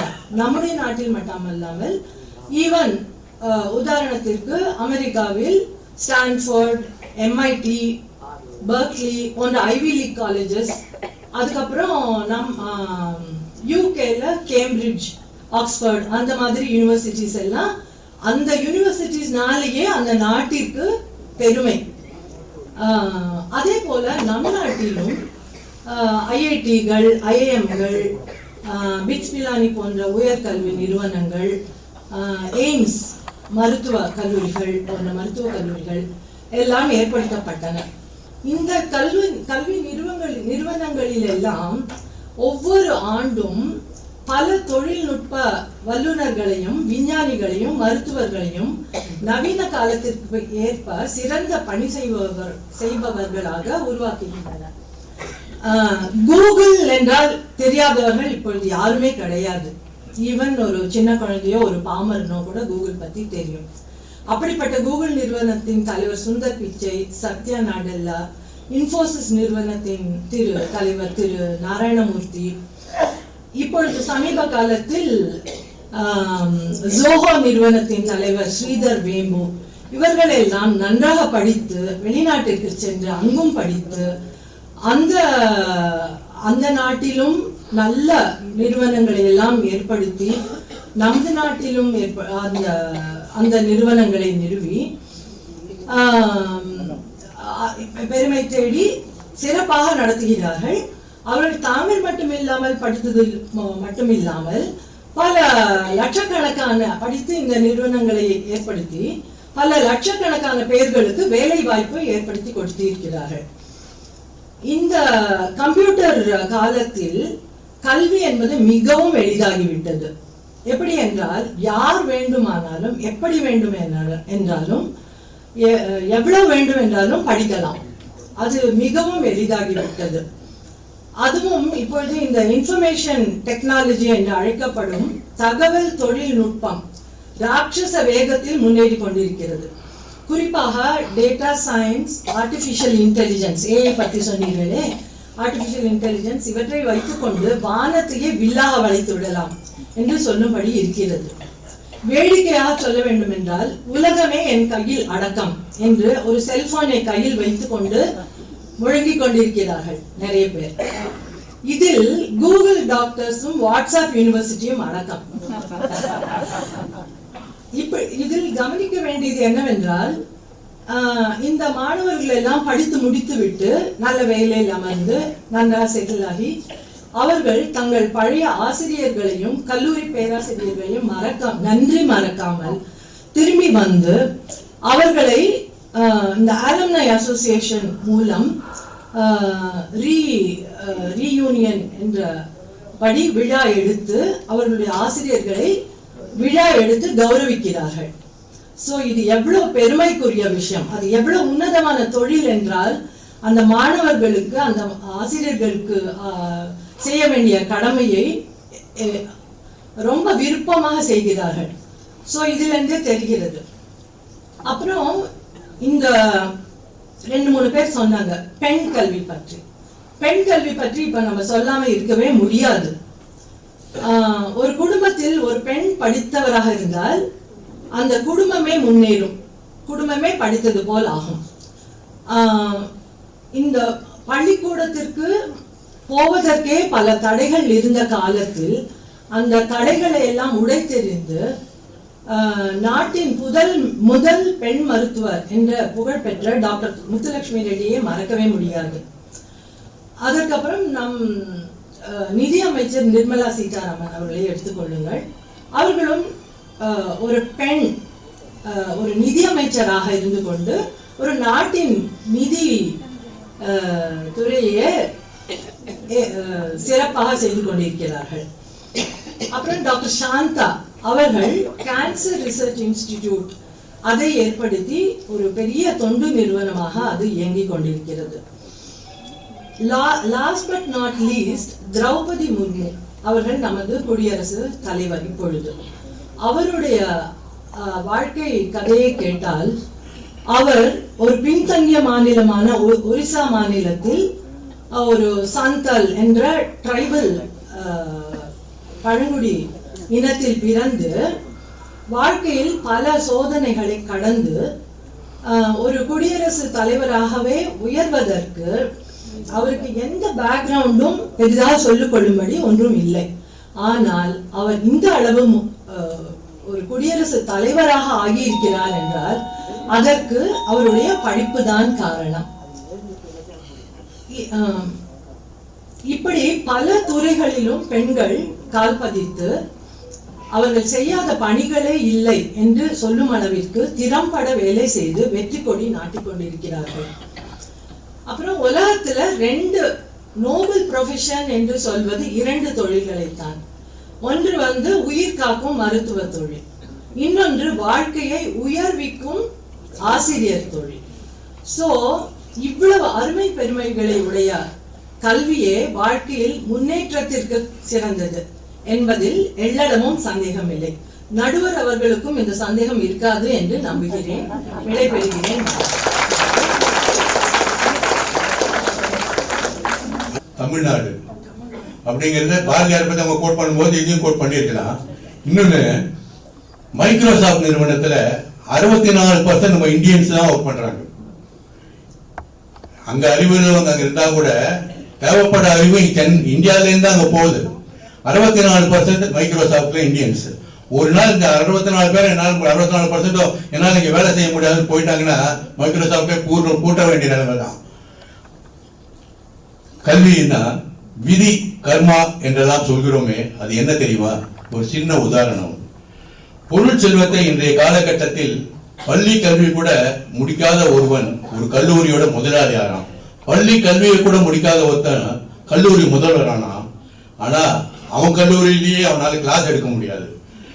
மனிதர்களுக்கும் விலங்குகளுக்கும் என்ன வேற்றுமையோ அதே அளவு வேற்றுமை தான் நூல்களை படித்தவர்களுக்கும் படிக்காதவர்களுக்கும் வள்ளுவர். விலங்கோடு மக்கள் அணையர், இளங்கனூர் கட்டாரோடு ஏனையவர் அப்படின்னு. ஒரு மனிதனின் வெற்றி அவன் படிப்பால மட்டும் அமையறதில்லை. ஓரளவு அவனுக்கு பேச்சு சாதுரியமும் வேணும். வெறும் படிப்பு ஏட்டு சுரக்கா கலைக்கு உதவாது. அவனுக்கு பேச்சு சாதுரியமும் வேணும். இதுக்காக ஒரு சின்ன கதையா இருந்தாலும் சிலதெல்லாம் சொல்லிதான் ஆகணும். சாவித்திரியோட சாதுரியம் தான் அவ கணவரோட உயிரையே காப்பாத்தியது. தெனாலிராமனோட வாக்கு சாதுரியம் தான் பல தடவை அவன் மரண தண்டனையிலேருந்து தப்பிக்க வச்சது. ஒரு கம்பெனியில செக்ரட்டரிஷிப்புக்கு ஆல்பார் பண்ணியிருந்தாங்க. ஒரு 7-8 படித்தவங்க, நல்ல மெத்த படித்தவங்க 7-8 பேர் வந்தாங்க. இன்டர்வியூ பண்ணுவோன்னு கேட்டான், நீ 10 அடி ஆழம் 10 அடி அகலம் உள்ள குழியில விழுந்துட்ட, அதுலேருந்து நீ இப்படி வருவ அப்படின்னு கேட்டான். அதுக்கு ஒருத்தன் சொன்னா, நல்ல கூப்பாடு போட்டு கத்துவேன், யாராவது வந்து காப்பாற்றுவாங்க, வெளில வந்துடுவேன் அப்படின்னா. இன்னொருத்தன் தத்தி தத்தி தத்தி வந்துடுவேன் அப்படின்னா. இப்படி ஒவ்வொருத்தரும் ஒன்று ஒன்று சொல்லுவான். யாருக்குமே வேலை கிடைக்கல. கடைசியில் ஒருத்தன் சொன்னா, அந்த குழிக்கு பக்கத்தில் தாழ்ந்த கிளைய மரக்கிளை ஏதாவது இருக்கான்னு கேட்டான். இல்லை அப்படின்னாரு. அப்புறம் நான் விழுந்தது பகல்லையா இரவுலையா அப்படின்னு. ஏன் இதை கேட்கிறேன்னு அவன் சொன்னா, பகல்ல குழியில இருக்கு விழறதுக்கு நான் குருடன் இல்லை, அஜாக்கிரதையானவனும் இல்லை. அதே சமயம் அங்கே ஒரு மரக்கிளை இருந்தா அதுல இருக்கிற பழத்தை பறிக்கணும்னு நான் ஏறி மரக்கிளை உடைஞ்சும் பள்ளத்துல விழ முடியாது. அதனால நான் குருடன் இல்லாதனால அந்த ஆழத்துல விழக்கூடிய அளவுக்கு எனக்கு மூளை இல்லாம இல்லை அப்படின்னா. அவனோட இதை வாக்கு சாதுரியத்தை வச்சு அவனுக்கு தான் வேலை கிடைச்சது. பாக்கி பேர்லாம் அனுப்பிச்சிட்டாங்க. இப்போ அடுத்து பணம் தான் அப்படின்னு லட்சுமி மேடம் பேச இருக்காங்க, சாந்தா மேடம் பேச இருக்காங்க, அவங்க பேசுவாங்க. நாயகமாக வீற்றிருக்கும் அன்றாடம் பல விருதுகளை வாங்கி குவிக்கும் நம் நடுவர் அவர்களுக்கும், மேடையில் வீற்றிருக்கும் பேச்சாளர்களுக்கும் மற்றும் அவையோர் அனைவருக்கும் இதற்கென வணக்கத்தை தெரிவித்துக் கொள்கிறேன். எதிரணியினருக்கெல்லாம் எங்களை பார்த்தா என்னமோ நாங்கள்லாம் பள்ளிக்கூடமே போகாமல், பாடங்களே படிக்காமல், பரீட்சையே எழுதாமல் நாங்கள் பாஸ் ஆக வேணும் பிள்ளையாரப்பா, அதுக்கு உனக்கு எத்தனை தேங்காய் உடைக்கணும் பிள்ளையாரப்பா, வாழ்க்கையில் முன்னேறணும் பிள்ளையாரப்பான்னு கேட்குற மாதிரி நினச்சிடும். நாங்கள் அப்படி சொல்லவில்லை. அதாவது நான் எதிரணியினை பார்த்து கேட்கிறேன், நீங்கள் இருக்கிறீர்கள், உங்கள் குழந்தைகளையும் படிக்க வைத்திருக்கிறீர்கள், உங்கள் பேர குழந்தைகளும் படிக்கிறார்கள். நீங்கள்லாம் ஃபீஸே கட்டாமல் தான் படிச்சிங்களா? கட்டினீங்கல்ல. அப்போ இந்த கல்வி படிக்கிறதுக்கும் செல்வம் தானே தேவைப்பட்டது. நடுவர் அவர்களே நோட் திஸ் பாயிண்ட். நீங்கள் இப்பவே ஒப்புதல் வாக்குமூலம் அளித்து விட்டார்கள். நீங்கள் எங்கள் பக்கத்துக்கு சாதகமாக தீர்ப்பு இப்போ எழுதலாம். முன்பெல்லாம் அக்ஷர அபியாசம் செய்து குழந்தைகளை சுற்றத்தாரிடம் ஆசீர்வாதம் வாங்கி பள்ளியில் சேர்ப்பார்கள். இப்பொழுதெல்லாம் ஊரை சுற்றி கடனை வாங்கி பள்ளியில் சேர்க்குறாங்க. அதாவது உடனே எதிரணியன் பார்த்து எங்களை பார்த்து கேட்பாங்க, நீங்கள் ஏன் அந்த மாதிரி ஸ்கூல்லாம் படிக்க வைக்கிறீங்க? கவர்மெண்ட் ஸ்கூல்லாம் நல்லா தானே இருக்குது, நல்ல தரமாக தானே இருக்குது. அப்துல் கலாம் அங்கே தான் படித்தார், அடுத்து வந்து இஸ்ரோ விஞ்ஞானம் அங்கே தான் படித்தார், நீங்கள் ஏன் அவங்க குழந்தைகள் அங்கே படிக்கக்கூடாது? நான் உங்களை பார்த்து ஒன்று கேட்குறேன், உங்களுக்கோ அல்லது உங்கள் குடும்பத்தார் யாருக்காவது உடல் நலம் பாதிக்கப்பட்டால் நீங்கள் அரசாங்க ஆஸ்பத்திரிக்கு போகிறீங்களா? அப்போ மட்டும் அப்போலோ காவேரி செடி நடுன்னு போகிறீங்கல்ல, அப்போ அதுக்கு மட்டும் அப்படி இதுக்கு மட்டும் இப்படியா? அதாவது நாம வெறும் பயல்லாம் பெரும் பயலாவதே இந்த செல்வத்தினால் தான் அப்படின்னு பேச்சுவாக்கில் சொல்லுவோம். வள்ளுவர் இதே தான் பொருளல்லாரை பொருளாக செய்யும் பொருள் அல்லது இல்லை பொருள் அப்படின்னு தமக்கே உரிய பாணியில் அவர் அருமையாக ஒரு குரலாக சொல்லியிருக்கிறார். நான் உங்ககிட்டலாம் பில் கேட்ஸ் படிக்கவில்லையே, டிஸ்னி வால்ட் டிஸ்னி படிக்கவில்லையே, சச்சின் டெண்டுல்கர் படிக்கவில்லையே பெருசா, அப்புறம் நீடி நாயுடு படிக்கவில்லையே, அவங்கெல்லாம் படித்தாங்களா? அந்த ரேஞ்சுக்கே நம்ம போக வேண்டாங்க. அவங்கெல்லாம் பெரிய அகலம் வரலையா அப்படின்னா நம்ம அந்த ரேஞ்சுக்கே போக வேண்டாம். பில் கேட்ஸ் ஒரு மாதம் வாங்குற சம்பளத்தை நமக்கு இந்த ஜென்மத்தில் எண்ணி முடிய முடியாதுங்க. அதனால அந்த ரேஞ்சே நமக்கு வேண்டாம். நான் சராசரி குடும்பத்தில் பிறந்தேன். ஒரு சராசரி வாழ்க்கை வாழும் ஒரு சராசரி ஆணுக்கு செல்வம் எவ்வளவு முக்கியம் என்பதை பற்றி மட்டும் இங்கே பேசலாம். ஒரு எம்காம் எம்பிஏ பட்டதாரி, ஒரு அம்சமான குடும்பம். அக்கா பிஎட் படித்து டீச்சராக இருந்தாங்க, தங்கை +2, தம்பி இப்போ தான் இன்ஜினியரிங் சேர்ந்துருந்தார். அப்பாவும் வேலைக்கு போயிட்டு இருந்தார். குடும்பம் ஒரு பெரிய சொத்து சுகமெல்லாம் எதுவும், பூர்வீக சொத்தெல்லாம் எதுவும் கிடையாது. அம்சமாக குடும்பம் ஓடிட்டு இருந்தது. 2 வருஷம் முன்னாடி தான் ஒரு 3 பெட்ரூம் ஃப்ளாட் ஒன்று வாங்கி குடியேறினாங்க. இந்த நிலையில் அக்காவுக்கு இப்போ சமீபமாக தான் ஒரு நல்ல வரன் அமைச்சு கல்யாணமும் நடந்து முடிஞ்சுது. இந்த நிலையில் ஒரு 2-3 மாதத்துலலாம் அப்பாவுக்கு உடல்நலம் அவர் ரிட்டையரும் ஆகிட்டார். உடல்நலம் பாதிக்கப்பட்டு மருத்துவமனையில் சிகிச்சை. நீண்ட நாட்களாக சிகிச்சை பாருங்கன்று அவர் காலமாகிவிட்டார். இந்த நிலையில குடும்ப பாரம், இவர் இந்த எம்காம் எம்பிஏ, அவர் பேர் நமக்கு முக்கியம் இல்லைங்கிறதுனால மிஸ்டர் எக்ஸ்ன்னு வச்சுப்போம். அவர் வந்து குடும்ப பாரமான முழுவதும் இப்போ நம்ம எக்ஸ் தலைமையில தான் வந்து விழுந்தது. இப்போ அப்போதான் 2-3 வருஷம் முன்னாடி தான் 3 பெட்ரூம் ஃப்ளாட் வாங்கியிருக்காங்க. அக்காவுக்கு அப்போ தான் கல்யாணம் ஆச்சு. அப்பாவும் இப்போ தான் பெரிய ஹாஸ்பிட்டலில் சிகிச்சை பெற்றார். அப்புறம் இப்படி அது தவிர அவருடைய ஈமை சடங்குகளுக்கும் பெரிய தொகை செல்வார். ஆக பேங்க் பேலன்ஸ் எல்லாம் காலி. இந்த நிலைமையில அவருக்கு என்ன செய்ய, இன்மையின் இன்னாதது யாதெனின் இன்மையின் இன்மையே இன்னாததுன்னு இப்பதான் புரிய ஆரம்பிச்சது. இந்த நிலைமையில அவர் தனக்கு ஒரு பொருளுக்கு ஆதாரமாக ஒரு தாரத்தை தேடினார். அதாவது வேலைக்கு படிச்சு வேலைக்கு போற பொண்ணு தனக்கு வேணும் அப்படின்னு பார்த்தார். ஆனா அம்மா மட்டும் கொஞ்சம் சீக்காடி, அவளால் அடிக்கடி அவளுக்கு மருத்துவ செலவுக்கே பெரிய தொகையை ஒதுக்க வேண்டியிருக்கும். அது தவிர அடிக்கடி மருத்துவமனை விஜயம் பண்ணிட்டு வருவாங்க. இந்த நிலைமையில அவர் வந்து அவன் வந்து இல்லை நமக்குலாம் வேலைக்கு போகிற பொண்ணு வேண்டாம்ப்பா, என்னால் குடும்பத்தை பொடியாடி கவனிக்க முடியாது, அதனால வேலைக்கு போயிட்டு இருந்தாலும் அவளை வேலையை ராஜினாமா பண்ணிட சொல்லிடு அப்படின்னு. அப்படி எந்த பொண்ணும் வரத்துக்கு தயாராக இல்லை. காரணம் பொருள், அதுதான் தங்களுக்கு வாழ்க்கைக்கு ஆதாரம். அதனால உன்னிடம் எல்லாத்துக்கும் கையேந்து நிற்க முடியாது, நாங்கள் வேலையை விட முடியாதுன்னு சொல்லிட்டாங்க. இப்படியே என்ன செய்வதுன்னு தெரியல.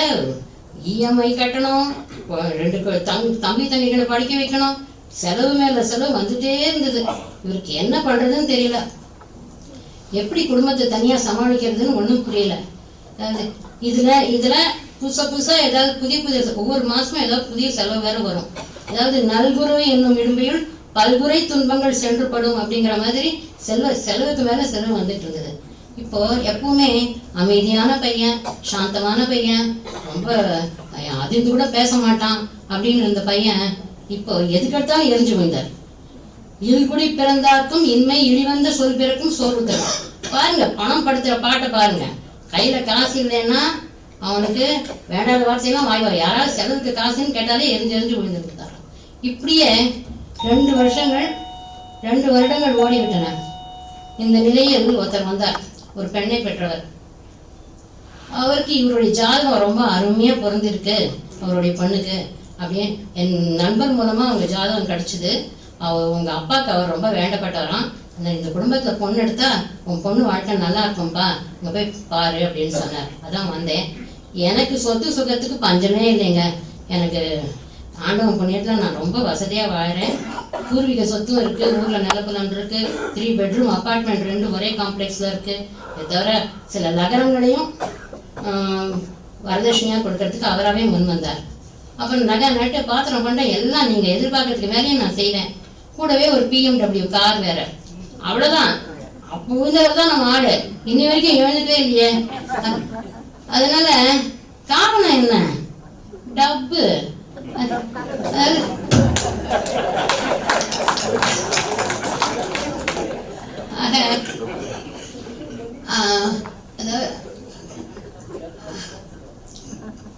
சரி, இப்படியே அதாவது நாங்க என்ன சொல்ல வரோம்னா, கற்றவருக்கும் பணம் தேவை, கல்லாதவருக்கும் பணம் தேவை,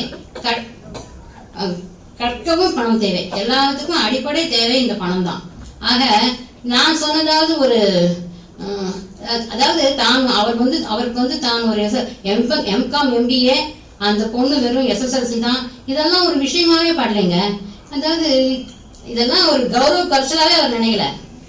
பணத்தை பார்த்தால் கௌரவம் என்பது மருந்துக்கும் இருக்காது ஐயா, மருந்துக்கும் இருக்காது அப்படிங்கிற நிலைமையில் தான் இருந்தது. ஆக இதாவது ஒரு மிடில் கிளாஸ் ஃபேமிலி. இன்னும் இதை விட லோவர் கிளாஸ் ஃபேமிலியில் எத்தனையோ பேர் தங்களுக்கு வாழ்க்கையில டாக்டர் ஆகணும், என்ஜினியர் ஆகணும் அப்படின்லாம் கனவு இருந்திருக்கும். ஆனா குடும்ப சூழ்நிலை காரணமாக எல்லாத்தையும் அதெல்லாம் கொடி தோண்டி புதைச்சிட்டு செல்வத்துக்காக ஏதோ ஒரு சின்ன கம்பெனில ஏதோ ஒரு சின்ன எடுபடி வேலை இப்படியோ ஏன்னா வயிற்று கழுவணுமே, அதுக்காக இப்படி போயிட்டு இருந்தாங்க. இப்படி இருக்கிறவங்க நிறைய பேர் இருக்காங்க. இன்னும் சிங்கிள் பேரண்ட் என்று சொல்லக்கூடிய பல தாய்மார்கள் தங்களுக்கு வந்து தன் குழந்தைய 2 வேளையாவது நல்ல வயிறார சாப்பிடணும், அப்புறம் நல்ல மற்ற குழந்தைகளை மாதிரி நல்ல உடை அணிந்து பள்ளி கல்லூரிக்கு சென்று படிக்கணும் அப்படின்லாம் சொல்லி நல்ல உடை அணிக்கணும், நல்லா அவங்களும் சந்தோஷமா இந்த அந்தந்த வயசுக்கு உண்டான சந்தோஷத்தை அவங்க அனுபவிக்கணும்னு சொல்லி அவங்களுக்கு ஒரு நாளைக்கு குறைஞ்சது ஒரு 20-22 மணி நேரம் வேலை கிடைச்ச வேலையெல்லாம் செய்வாங்க. இப்படி செய்யற எத்தனையோ லேடிஸை நம்ம பார்த்துருக்கோம். ஆக எல்லாத்துக்கும் அடிப்படை தேவை பணம் தான், செல்வம் தான். அது இல்லைன்னா அதுதான் கல்விக்கும் மூலதனம், அதுதான் எல்லாவற்றிற்கும் மூலதனம். வாழ்க்கையின் அடிப்படையே கல்வி செல்வம் தான் என்று சொல்லி வாய்ப்புக்கு நன்றி கூறி விடைபெறுகிறேன். கல்வியை பத்தி பேச முடியாது. ஆனா செல்வந்தவங்க 4 பேர் இங்க வந்து உட்காந்துருக்காங்க. செல்வந்தர்கள் கொடுக்குற வாக்குறுதிய ஓரளவுக்கு நம்மளா போல தெரியுது. அடுத்து வெங்கடாஜலபதி பத்தி பேச போறார். என்ன பேசுறாரு இப்போ?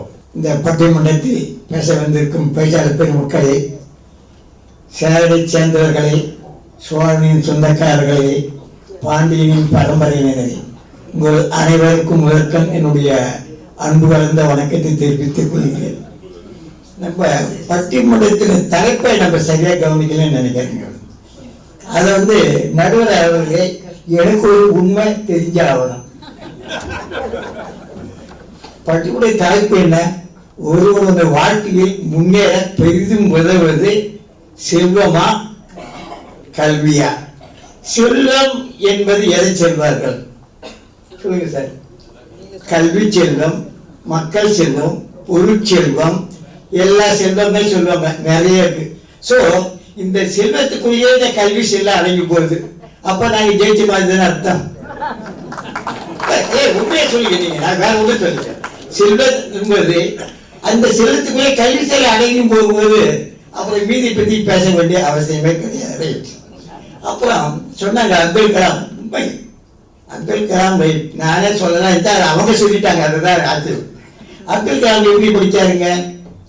அவங்க சொன்னாங்க, பேப்பர் போட்டு பணம் சம்பாதிச்சு அவரா படிச்சார். பணம் அதுதான் முக்கியம், பணம். அப்புறம் இன்னொன்று சொன்னாங்க, திரை கடல் ஓடியும் திரவியம் தேடு. அப்படின்னு என்ன அர்த்தங்க? திரைக்கடல் ஓடியும் பொருள் சம்பாதி, திரைக்கடல் ஓடியும் கல்வியை தேடுன்னு யாரும் சொல்லல. இப்போ நிறைய பேர் பார்த்தீங்கன்னா, நானே கொஞ்சம் பேர் பென்ஷன் வாங்குறோம். மற்றவங்களுக்கெல்லாம் யார் பணம் அனுப்புனா?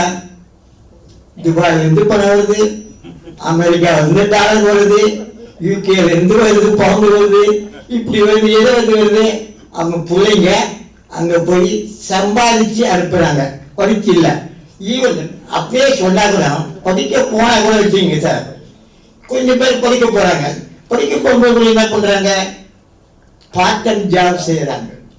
இல்லைன்னா படிக்க முடியாது, துட்டு. அதான் போய் ட்ரம்ப் என்ன பண்ணிருக்க சொல்றாங்க, பெரிய பெரிய யூனிவர்சிட்டி எல்லாம் பெரிய பெரிய யூனிவர்சிட்டி இல்ல. காரணம், அதுக்கு வேண்டிய நிதியை கட் பண்ணிட்டாரு ட்ரம்ப். அதெல்லாம் நிதி இல்லாம போயிடுச்சு. அதுதான் இன்னொருத்தவங்க சொன்னாங்க, நிதியை பற்றி சொன்னாங்க. உண்மை ஆச்சரியமா இருக்கு. ஒரு அமைச்சரவையில முதலிடம் வகிப்பது யாரு? முதலமைச்சர். 2வது இடம் சொல்லுங்க, நீங்க தான் சொல்லணும், நிதி அமைச்சர். அப்புறம்தான் கல்வித்துறை. அப்ப 2வது இடம் எதை வைக்குது? நான் சொல்ல வேண்டியது இல்லை.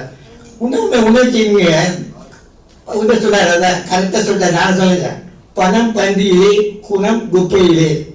அதான் சொன்னாரு. பணம் உள்ளவங்க போய் பந்தியில் முதல்ல உட்கார வச்சுட்டு படிச்சவனே இனி எழுச்சி அப்புறம் அப்பாட்டாரு. ஸோ அதாவது உண்மையும் சொன்னாரு, பணம் பாதாள வரைக்கும். உண்மை. இன்னைக்கு ஒரு குழந்தை பிறந்ததுன்னா பணம் தேவை. அது போய் சுடுகாட்டில் போய் புதைக்கணுன்னாலும் தேவை. நான் டெல்லியில் ஒரு தமாஷா கேட்டேன், ஏன் சார் இங்கெல்லாம் நீங்கள் அடக்கம் பண்ணுறீங்க பேசுறதுக்கு, ஒரு ஆளுக்கு எவ்வளோ சார் செலவாகுது? என்னங்க மினிமம் 50,000 ரூபாய் ஆகும்ன்றார். அவன் சொல்லுதாங்க, நாட்டில் அவரையே கேட்டு பாருங்க. அவர் ஐயோ 50,000 ரூபாய் செலவு பண்ணாதான் நம்ம கட்ட விழுவாங்க, இல்லைன்னா விழுவாங்க. ஸோ இதுக்கு தேவை என்ன? பணம். பணம் தான். அதான் ஒருத்தர் எங்கள் ஃப்ரெண்டு இப்போ ரெடியாக பணம் எடுத்து வச்சுட்டார். ஈமக்கடன் எனக்கு முடிஞ்சு போனால் இந்த பணத்தை எடுத்து செலவு பண்ணுங்கன்னு. ஸோ மனிதனுக்கு பணம் இல்லை என்றால் பிணம்தான். சரி, நானே ஒன்று சொல்லுங்க, உண்மை நடுவர்களை எனக்கு உண்மை தெரிஞ்சவனும் உங்க வாழ்க்கையில முன்னேறி கல்வினால் என்ற எதை அடிப்படையை வச்சு சொல்றீங்க?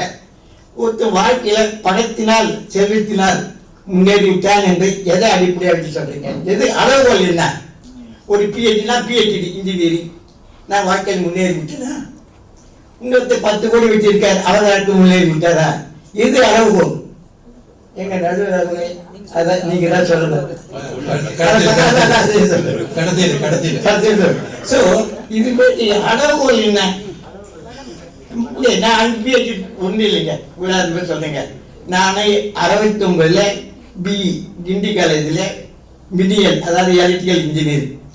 நம்முடைய ஜிவாவுடைய நிர்வாகி என்டி சுரேஷ் அவர்கள் 79 எனக்கு பின்னாடி 10 வருஷம் பொறுத்து கட்டிடவியல் சிவில் டிகிரி படித்தார். நான் எல்சி போல சேர்ந்துட்டேன் 20ல். அப்புறம் அவங்களே என்னை எம்இ படிக்க வச்சாங்க. இவர் மிஸ்டர் சுரேஷ் அவர்களாம் ஒரு எம்டெக் படித்தார். அப்போ நான் பிஹெச்டி விட்டுருங்க, 2 பேரும் எம்டெக். இப்போ அவருக்கு முன்னேற்றம் அடைஞ்சாருன்னு சொல்லுவீங்களா, என்ன முன்னேறியவர்னு சொல்லுவீங்களா? கரெக்டாக சொல்லுங்க, தயவுசெய்து சொல்லுங்க. யார் சொல்லுங்க, கைத்தட்ட போதாதுங்க, நீ சொல்லணும். நீங்க யார் ஒத்துது ராஜாக்கு ஒத்துக்கிறீங்க. எனக்கு நானும் கல்வி கற்றுறேன் சார். நான் வரலையே, நான் வர கட்ட முடிச்சுதான் இருக்கிறேன். அவர் கட்ட முடிச்சா நான் இருக்கேன், அவர் தான் கட்டினாரு. ஸோ அதனால பணம் அதை இன்வெஸ்ட் பண்ணாரு. எனக்கு பணம் இன்வெஸ்ட் பண்ணதுக்கு சக்தி இல்லை, படிப்பு இருக்கு, ஆனால் பணம் இல்லை. பணம் இருந்து முதலீடு வைத்த முன்னுக்கு வந்தார். எனக்கு முதலீடு வைப்பதற்கு பணம் இல்லை. ஏனென்றால் என்னுடைய தந்தை ஒரு கைத்தறி காரர். ஸோ அதால் வாழ்க்கையில் முன்னேற பணம் தான் முக்கியம். அதுதான் இன்னொன்று சொல்லுங்க. அந்த காலத்தில் ஒரு பழமொழி சொல்லுவாங்க தெரியுங்களா, உங்களுக்கு தெரிஞ்சிருக்கு நினைக்கிறேன். ஏன்னா நம்மெல்லாம் எழுதி முடிச்சது, சுக்குக்கு மிஞ்சிய கஷாயம் மிஞ்சல. இல்ல கஷாயம் இல்லைதான் சொல்ல, வைத்திய ஆபரேஷன் கஷாயம் இல்லை, சுப்பிரமணியத்துக்கு மிஞ்சின கடவுளே இல்லை. சரி, இப்போ அவங்களே இருந்தா என்ன சொல்லுவாங்கன்னு சொல்லுவீங்க? தயவுசெய்து சொல்லுங்க. அவங்க இருந்தாங்கன்னா இந்த பழமொழிக்கு அடுத்து உள்ள பழமொழி என்ன சொல்லுவாங்க? பணத்துக்கு மிஞ்சி எதுவும் இல்லை. சத்தாங்களா? சொல்லுங்க, தயவுசெய்து கொஞ்சம் சொல்லுங்க. ஏன்னா நீங்க சொன்னத மக்கள் தீர்ப்பை மகேஸ்வரன் தீர்ப்பு நீங்க சொன்னீங்க, அதுதான். ஸோ வாழ்க்கைக்கு எப்பயுமே சொல்லுங்க, பணம் முக்கியம். கல்வி வேணும், கல்வி இல்லைன்னு சொல்லல, பட் இதுல பெரிது உண்டு. அதெல்லாம் நீங்க அண்டர் பண்ண, அதான் சொன்ன முதல்ல சொல்லிட்டேன். அந்த செல்வத்தில் அந்த கல்வி சில அடங்கி போகுது. ஸோ அது ஒன்றும் பேசுறதுக்கு வழியே இல்லை. அவங்க கல்வி எது வேணாலும் பேசலாம், தப்பே இல்லை.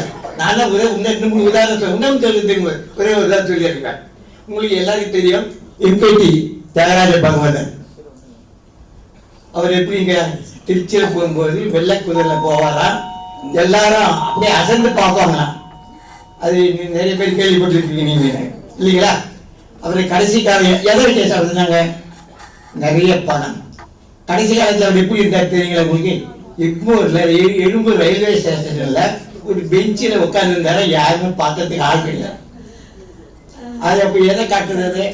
அவர்கிட்ட அந்த சமயத்துல பணம் இல்லை. முதல்ல என்ன இருந்தது? பணம் விட்டுருங்க. இரண்டாவது சந்திரபாபு, உங்களுக்கு தெரியும், அந்த காலத்திலேயே அவர் பெட்ரூம் போறதுக்கு கார்லயே போவார். பெட்ரூம் அவ்வளவு தூரத்துக்கு அவரிடம் பணம் இருந்தது. அப்ப யூஸ் பண்ண அவர் சிகரெட் இல்லை தெரியுங்களா, ட்ரிபிள் பை, அது இம்போர்ட்டட் சிகரெட். ஆனா கடைசி காலத்துல அவருக்கு இதுல பிடிக்கிறதுக்கு பீடி கூட இல்லை. அவர் கஷ்டப்பட்டு போனார். ஸோ வாழ்க்கையில் என்ன முன்னேறதுக்கு என்ன பண்ணுங்க? பணம் தான் தேவை. இதையே நடுவில் அவர்களும் சொல்லுவார் என்று நம்புகிறேன். ஏன்னா நீங்களே தீர்ப்பு அதான் சொல்லிட்டீங்க, அதையே அவரும் சொல்லுவார் என்று நம்பி பணம் தான் வாழ்க்கைக்கு முன்னேற உதவுவது என்று சொல்லி உங்களுக்கு வந்து கூடிய பெரிய நன்றி, வணக்கம். அடுத்து எல்லாவற்றையும் தொகுத்து 2 நிமிஷங்கள் செல்வம் தான் என்று தவறி பேசுவார். அடுத்து, கல்வியில தோற்றால் நம்ம மறுபடியும் தேர்வு எழுதி தேர்ச்சி பெறலாம். ஆனா பணத்தை இழந்தால் பிச்சைதான் எடுக்க முடியும். இந்த பெரிதும் உதவுவது செல்வமே வாழ்க்கையில முன்னேறதுக்குன்னு சொல்லும்போது, இப்ப தனி மனித வளர்ச்சியை நிர்ணயம் செய்வது பணம் தான். அவன் பெரிய பணக்காரன் ஆனா தானே அவன் ஒரு தொழிற்சாலையை ஆரம்பிப்பான், 600 பேருக்கு வேலையை கொடுக்க முடியும். அது ஒரு முன்னேற்றத்துக்கு உதவக்கூடிய செயல் தான் அது. அடுத்து நீங்கள் என்ன படிக்க போறீங்க? இப்ப அவங்க சொன்னாரு ஒவ்வொரு படிப்புக்கும் நமக்கு இவ்வளவு தொகை இருந்தா இந்த படிப்பை படிக்கலாம் அப்படின்னு நாம தீர்மானிக்கிறது காரணம் செல்வம் தான் தீர்மானிக்கும். என்ன படிக்க போறீங்களோ அந்த படிப்புக்கு நமக்கு தேவையான அளவுக்கு செல்வம் இருக்கா, அப்பதான் படிக்க வைக்க முடியும் அப்படின்னு சொல்றத இந்த செல்வம் தான் தீர்மானிக்கும். இன்னொன்னு, இந்த நிறைய பேர் படிக்காதவங்க நல்லா நிறைய செஞ்சிருக்கிறாங்க. காமராஜரை கூட சொன்னாங்க, காமராஜர் கூட படிக்காதவங்க ஏதோ ஒரே படிச்சாருன்னா கல்விக்கண் திறந்தவன் சொன்னாருன்னா நிறைய படிக்காதவங்க எவ்வளவோ வசதியில் இருந்திருக்காங்க, எவ்வளவோ கல்விக்கும் செஞ்சிருக்கிறாங்க. ஆகையினால இந்த வாழ்க்கையில முன்னேற பெரிதும் உதவுவது செல்வம். அவங்க அதான் சொன்னாங்க, பெரிதும் உதவுறதுக்கு யாருமே பேசலையேன்னு. பெரிதும் உதவுறதுக்கு செல்வம் தான் சொன்னா, இப்ப படிக்கிறீங்க, படிச்சுட்டு பணக்காரங்க நிறைய சம்பாதிக்கிறேன்னு சொன்னா அந்த சம்பாதிக்கிறவன் தான் ஒரு தொழிற்சாலையை உருவாக்க முடியும், அதன் மூலமா ஒரு 500 பேருக்கு வேலை கொடுக்க முடியும் இல்லையா? ஆகினால இந்த வாழ்க்கையில முன்னேறதுக்கு பெரிதும் உதவுவது செல்வமே. இன்னொரு நகைச்சுவையா கூட நான் ஒன்று சொல்லிடுறேன், அது இதுக்காக சம்மந்தம் இல்லைன்னாலும் ஒன்று சொல்லித்தான் ஆகணும் உங்களுக்கு. நான் உங்களுக்கு ஆரம்பத்திலே சொன்னேன், எங்கள் செல்வ கட்சியை சார்ந்த ஜீவா குடில் நண்பர்களே அன்புள்ளங்களேன்னு சொன்னேன். ஒரு நகைச்சுவைக்காகத்தான் சொல்கிறேன். அவங்க கல்வியில் நிறைய இப்போ கம்பராமாயணம் அதில் 6 காண்டங்கள் இருக்குது, அதில் நிறைய புத்தகங்கள், ஒவ்வொன்றிலையும் பெரிய புராணத்தில் கொஞ்சம் புத்தகங்கள், இப்படி நிறையா வச்சுருந்தாலும் அதை நீங்கள் இதில் நீங்கள் இலவசமாக எடுத்துக்கிறலாம் அப்படின்னு சொன்னால் நீங்கள் உங்களுக்கு மனசு வராது. ஏன்னா அது தலகாணி மாதிரி இருக்கும் ஒரு புஸ்தகம், 4 பக்கத்தை புரட்டினே நமக்கு தூக்கம் வந்துடும் சொல்லி வரும் இல்லையா? ஏன் நாங்கள் ஒன்றும் தரமாட்டோம், வெறுமனே 3 கிராமில் மோதிரம் தர்றோம். நீங்கள் எந்த பக்கம் வருவீங்க? நகைச்சுக்காக சொல்லி வரணும் இல்லையா? எனவே செல்வம் எல்லாருக்கும் கட்டாயம் தேவை. அது ஏழையா இருந்தாலும் சரி, எந்த ரொம்ப கஷ்டப்படுறவனா இருந்தாலும் சரி, அதே வாழ்க்கையில் முன்னேற பெரிதும் உதவுவது செல்வம் தான் என்று கூறி வாய்ப்புக்கு நன்றி கூறி விடைபெறுகிறேன். அடுத்து 2 நிமிடங்கள் நம்ம ஜெயந்த் பேசுவாங்க. ஒரு கன்ஃபியூஷன்ல மாட்டிட்டாங்க. என் சகோதரி லக்ஷ்மி சொன்ன மாதிரி இந்த தலைப்பை புரிந்து கொள்ள வேண்டும். வாழ்க்கையில் முன்னேற தேவை எதுன்னா, வாழ்க்கையில் தேவை எதுன்றது இல்லை, முன்னேற தேவையானது கல்வியா செல்வமான. கல்வி இருந்தால்தான் நாளைக்கு செல்வம் வரும். அடிப்படை இன்வெஸ்ட்மெண்ட் இஸ் எஜுகேஷன். அதை புரிஞ்சிட்டோம்னா நாங்க செல்வம் வேணாம்னு யாரும் இன்னைக்கு சொல்லவே இல்லை. அதுக்கு என்ன வேணும்னா வச்சு அதுக்கு கல்வி வேணும், அதுதான் இன்வெஸ்ட்மெண்ட். ஸோ முன்னேற தேவையானது கல்வின்றதை நம்ம அடிப்படையா ஒத்துக்கிட்டோம்னா வேற எந்த பிரச்சனையும் இல்லை. இதுல என்ன பியூட்டின்னா, கல்வின்றது நிற்கும், உன் வாழ்நாள் வரை நிற்கும். செல்வம் நாளைக்கு சரியும், இன்னைக்கு இருக்கும் நாளைக்கு போயிடும், வந்த வழியில போயிடும். அதனால அது நிலைச்சு நிற்கக்கூடியது இல்லை. கல்விக்கு என்னைக்குமே ஒரு மதிப்பு உண்டு, அது இல்லாமல் வேற எதுவும் இல்லை என்றுதான் நாங்கள் கூற விரும்புகிறோம். வெளியூர்ல இருந்து வர பணத்தில் தான் நிறைய பேரண்ட்ஸ் இருக்காங்கன்னு சொல்றாங்க. வெளியூர் போய் வேலை செய்யறதுக்கு படிப்பு தேவையானே. படிப்பு இல்லாதவர்களுக்கு மைக்ரோசாஃப்ட்ல வேலை கொடுப்பாங்களா, கூகுள்ல வேலை கொடுப்பாங்களா? படிப்பு இருக்கிறதுனால தானே அங்க போறாங்க. That is the investment. அதனால்தான் வாழ்க்கையில் முன்னேறி இருக்கிறார்கள் என்பதை நாம் அடிப்படையாக ஒத்துக்கொள்ள வேண்டும். இப்போ உங்க வீட்டுல வேலை செஞ்சவங்க எல்லாம் அவங்க பிள்ளைகளை படிக்க வைக்கணுன்றதுக்காக கடன் வாங்குறாங்க. அவங்க சம்பாதிக்கிற பாதி பணம் அது படிப்புக்கு தான் போகுது. அதனால அவங்களுக்கே அது எவ்வளவு தூரம் முக்கியத்துவன்றது நமக்கு புரியுது. லக்ஷ்மி சரஸ்வதி 2 பேரும் ஏற்கனவே உங்களுக்கு நிறைய சொல்லிட்டாங்க. அதுக்கு மேல நான் சொல்ல வேண்டிய அவசியம் இல்லைன்னு நினைக்கிறேன். மாலா சின்ஹாவை பத்தி தலைவர் சொன்னார். மாலா சின்ஹா அந்த மாதிரி ஒரு இதை போய் ஒத்துக்கிறதுக்கு அவனுக்கு கல்வி இல்லாததான் காரணம்னு நான் நினைக்கிறேன். நீங்களும் ஒத்துக்கீங்கன்னு. ஃபைனான்ஸ் மினிஸ்டர் தான் 2ஆவதுன்னு சொன்னார். நம்ம புரோட்டோகால்ல அப்படி இல்லை. ராஜ்நாத் சிங் தான் number 2. Is a defence minister. அதனால அதுக்கும் இதுக்கும் எந்த சம்பந்தமும் இல்லைன்றத நம்ம புரிஞ்சுக்கணும். எல்லாருக்கும் பணம் வேணும்ன்றது வேற சமஸ்யா. இப்ப அவரை நம்ம அருண் எக்ஸோட MD-யோட சொன்னார். அவர் பாவம் ஒன்றும் சம்பாதிச்சுட்டு இருக்காரு, வேலை செஞ்சுட்டு இருக்காரு. நம்மளால இங்க ரிட்டையர்டா ஹாப்பியா உட்காந்துருக்காருல்ல, எப்படி அவர் என்ன பணம் வேணும்னு அலைஞ்சாரா? இல்லையே. கல்வி கற்றாரு, சம்பாதிச்சாரு, எல்லாரையும் படிக்க வச்சாரு, எல்லாரும் செட்டில் டவுன் ஆயிட்டாரு. அவர் இங்க வந்து செட்டில் டவுன் ஆயிட்டாரு, நிம்மதியா இருக்காரு, சந்தோஷமா இருக்காரு. இதுல என்ன குறைன்னு எனக்கு ஒன்றும் புரியல. அதனால எது இருந்தாலும் கல்வி இருந்தால் பாக்கி எல்லாம் வரும். செல்வம் இருந்ததுனால கல்வி வராது, கல்வி இருந்தால் செல்வம் வரும் என்று கூறி விடைபெறுகிறேன். நன்றி. ஒரு வட்டம். முதல்ல செல்வத்திலேருந்து செலவழிச்சு கல்வி கொடுக்குறோம். கல்வி முடிஞ்ச உடனே எப்படா வேலைக்கு போறோம், எங்க வேலை கிடைக்குது. அந்த காலத்துல பெரியவங்க எல்லாம் மன வாழ்க்கைக்குள்ள நுழையறதுக்கு முன்னாடி 16 பெற்று பெருவாழ்வு வாழ்க அப்படின்னு வாழ்த்துவாங்க. அந்த 16 செல்வங்கள் அறிவு, ஆற்றல், கல்வி, புகழ், பெருமை, பொன், நம்பிக்கை, ஆயுள், நோயில்லாத வாழ்வு, முயற்சி, துணிவு, இளமை, நிலம், மக்கள் செல்வம், பொருள், வெற்றி. சரஸ்வதி கூட நம்ம கல்வி கடவுள்னு சொல்ல காரணம், அவர் கல்வி அறிவுக்கு மட்டுமே இல்லை, ஞானம், கலை, பேச்சு, படைப்பாற்றல் ஆகிய எல்லாவற்றுக்கும் அவர் தெய்வம். அறிவின் தெய்வம் அவர், கலைகளின் உறைவிடம் அவர். பேச்சு மொழி மற்றும் சிமை, இசை மற்றும் புத்தகங்களுடன் அவர் சித்தரிக்கப்பட்டிருக்கிறார். இப்போ நம்ம பட்டிமன்றத்தோட இறுதி முடிவுக்கு வந்துட்டோம். ஒருவர் பெற்ற கல்வி செல்வத்தை கல்வி என்று குறிப்பிட்டுள்ள நாம், ஒருவர் பெற்றுள்ள கல்வி செல்வத்தை கல்வி என்று சொல்லியுள்ள நாம், நமது தலைப்பில் செல்வம் என்று பொதுவாகத்தான் சொல்லியிருக்கிறோம். செல்வம் என்பதை பொதுவாகத்தான் சொல்லியிருக்கிறோம்.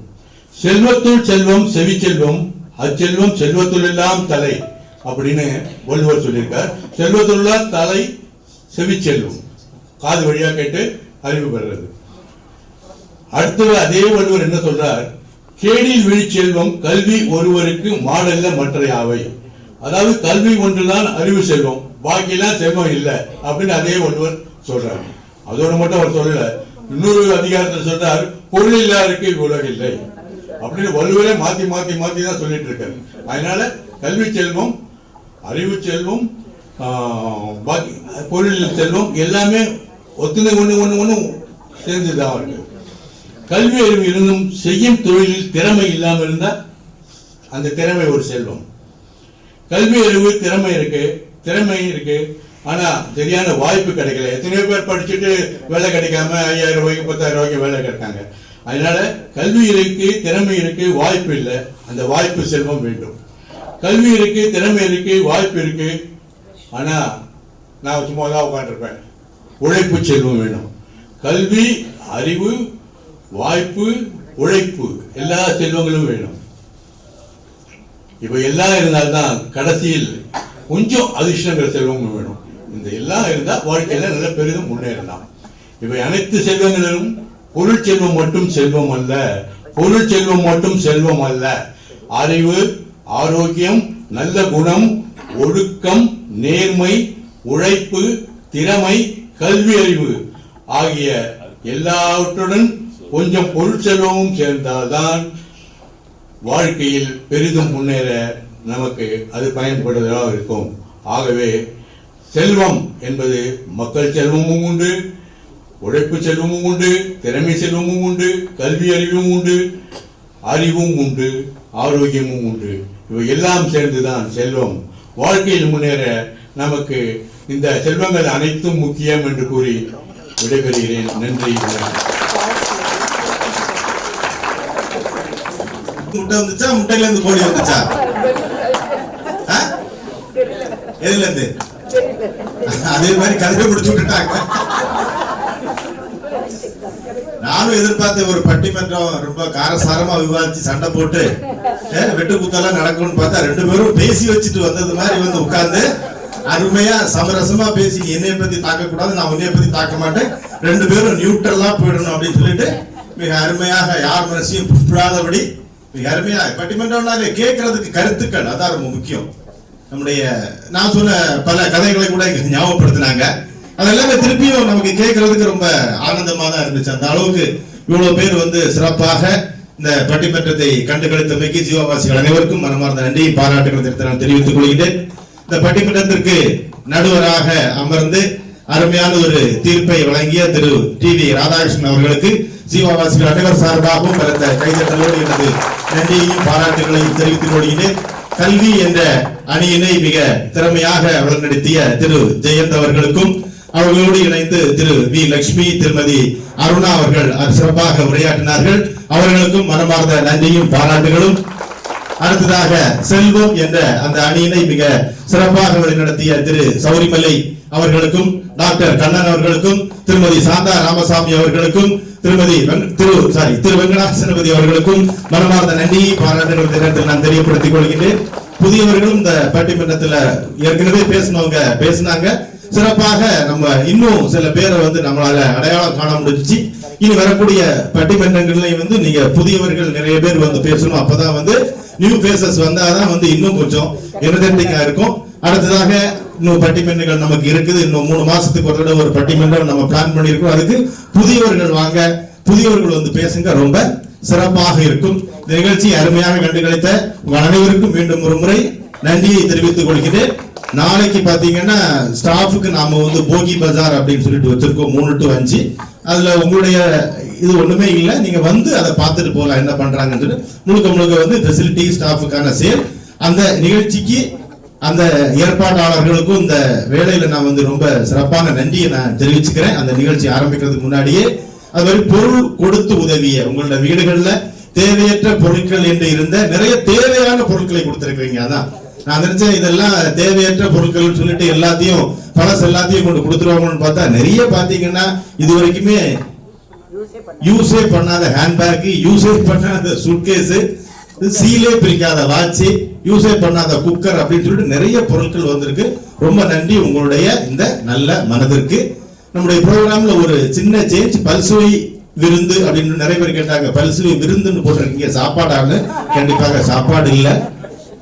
பல்சுவை விருந்து எத்தனை மணிக்கு ஆரம்பிக்கணும்னு கேட்டாங்க. நான் ரொம்ப கூட்டமா இருக்கணும்னு ஒரு அம்மா கிட்ட கேட்டதை சொல்லிடுறேன். ரொம்ப கூட்டமா இருக்குன்னா நான் கொஞ்சம் லேட்டா வரேன் அப்படின்னாங்க. என்னமான்னு, இல்ல பல்சுவை விருந்துன்னு போட்டிருக்கிறீங்களே அதுதான் காலையிலேயே சாப்பிடாம வரணும் அப்படின்னு. இல்லம்மா இது சாப்பாடு இல்ல, பல்சுவை விருந்துன்னு அதுல குட்டி நாடகம் இருக்கும், கவிதை இருக்கும், அந்த மாதிரி பல கலைகள் சேர்ந்த பல்சுவை அப்படின்னு சொல்லி வச்சேன். நீங்களும் உங்களுடைய அண்டர்ஸ்டாண்டிங்காக அதையும் சொன்னேன்.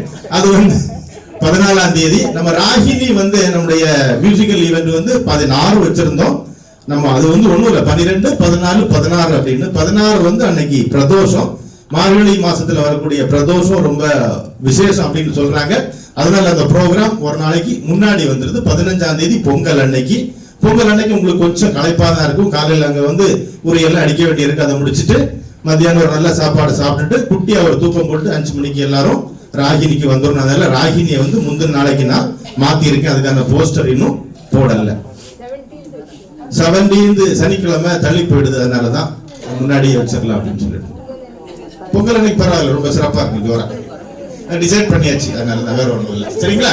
சோ ராகினி 15ஆம் தேதி அதையும் நான் இதன் மூலமாக தெரியப்படுத்திக் கொள்கிறேன்.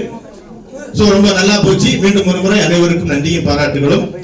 ஒரு பண்ணையாருடைய ஒரு பெரிய தோட்டத்துல ஒரு குட்டி எலி வாழ்ந்துட்டு இருந்தது. பண்ணையாருடைய பெரிய தோட்டத்துல அங்க கோழிக்கு பாத்தீங்கன்னா ஒரு பெரிய பிரம்மாண்டமான கூடு, ஆடு பெரிய தொழுவம், மாட்டுக்கு பெரிய தொழுவம். அவர் ஒரு யானையும் வச்சிருந்தார். அந்த யானைக்கு அதனுடைய ஹைட்டுக்கு கூடாரம், இப்படியாக மிக பிரம்மாண்டமான ஒரு தோட்டம் அந்த தோட்டம்.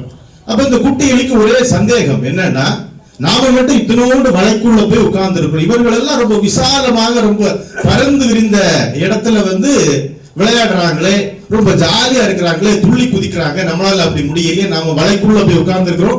என்னை விட ரொம்ப சின்ன வலையை எங்க அம்மா தோண்டி வச்சிருக்கு, அதுக்குள்ளதான் என்னுடைய வாழ்க்கை பூரா இருக்க வேண்டி இருக்கு அப்படின்னு சொல்லிட்டு அது அம்மாட்ட போய் கேக்குது.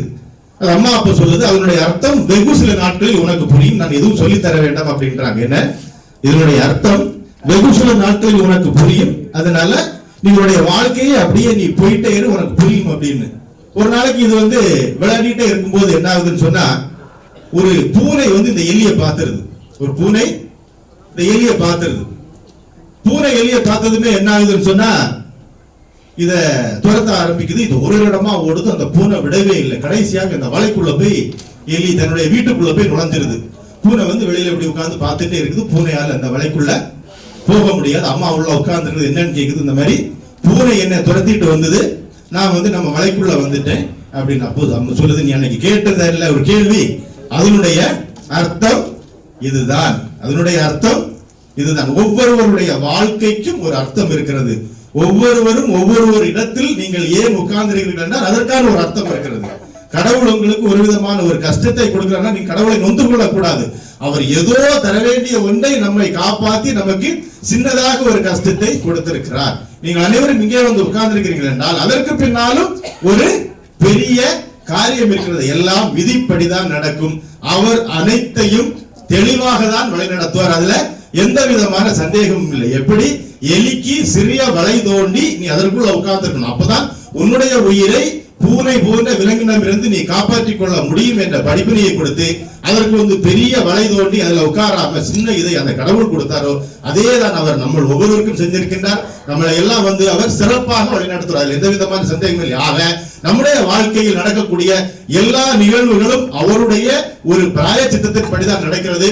அவை அனைத்திற்கும் நான் நன்றி சொல்ல வேண்டும். வாழ்க்கையில் என்றுமே சலித்துக் கொண்டு நம்முடைய வாழ்க்கையை ஓட்டக்கூடாது.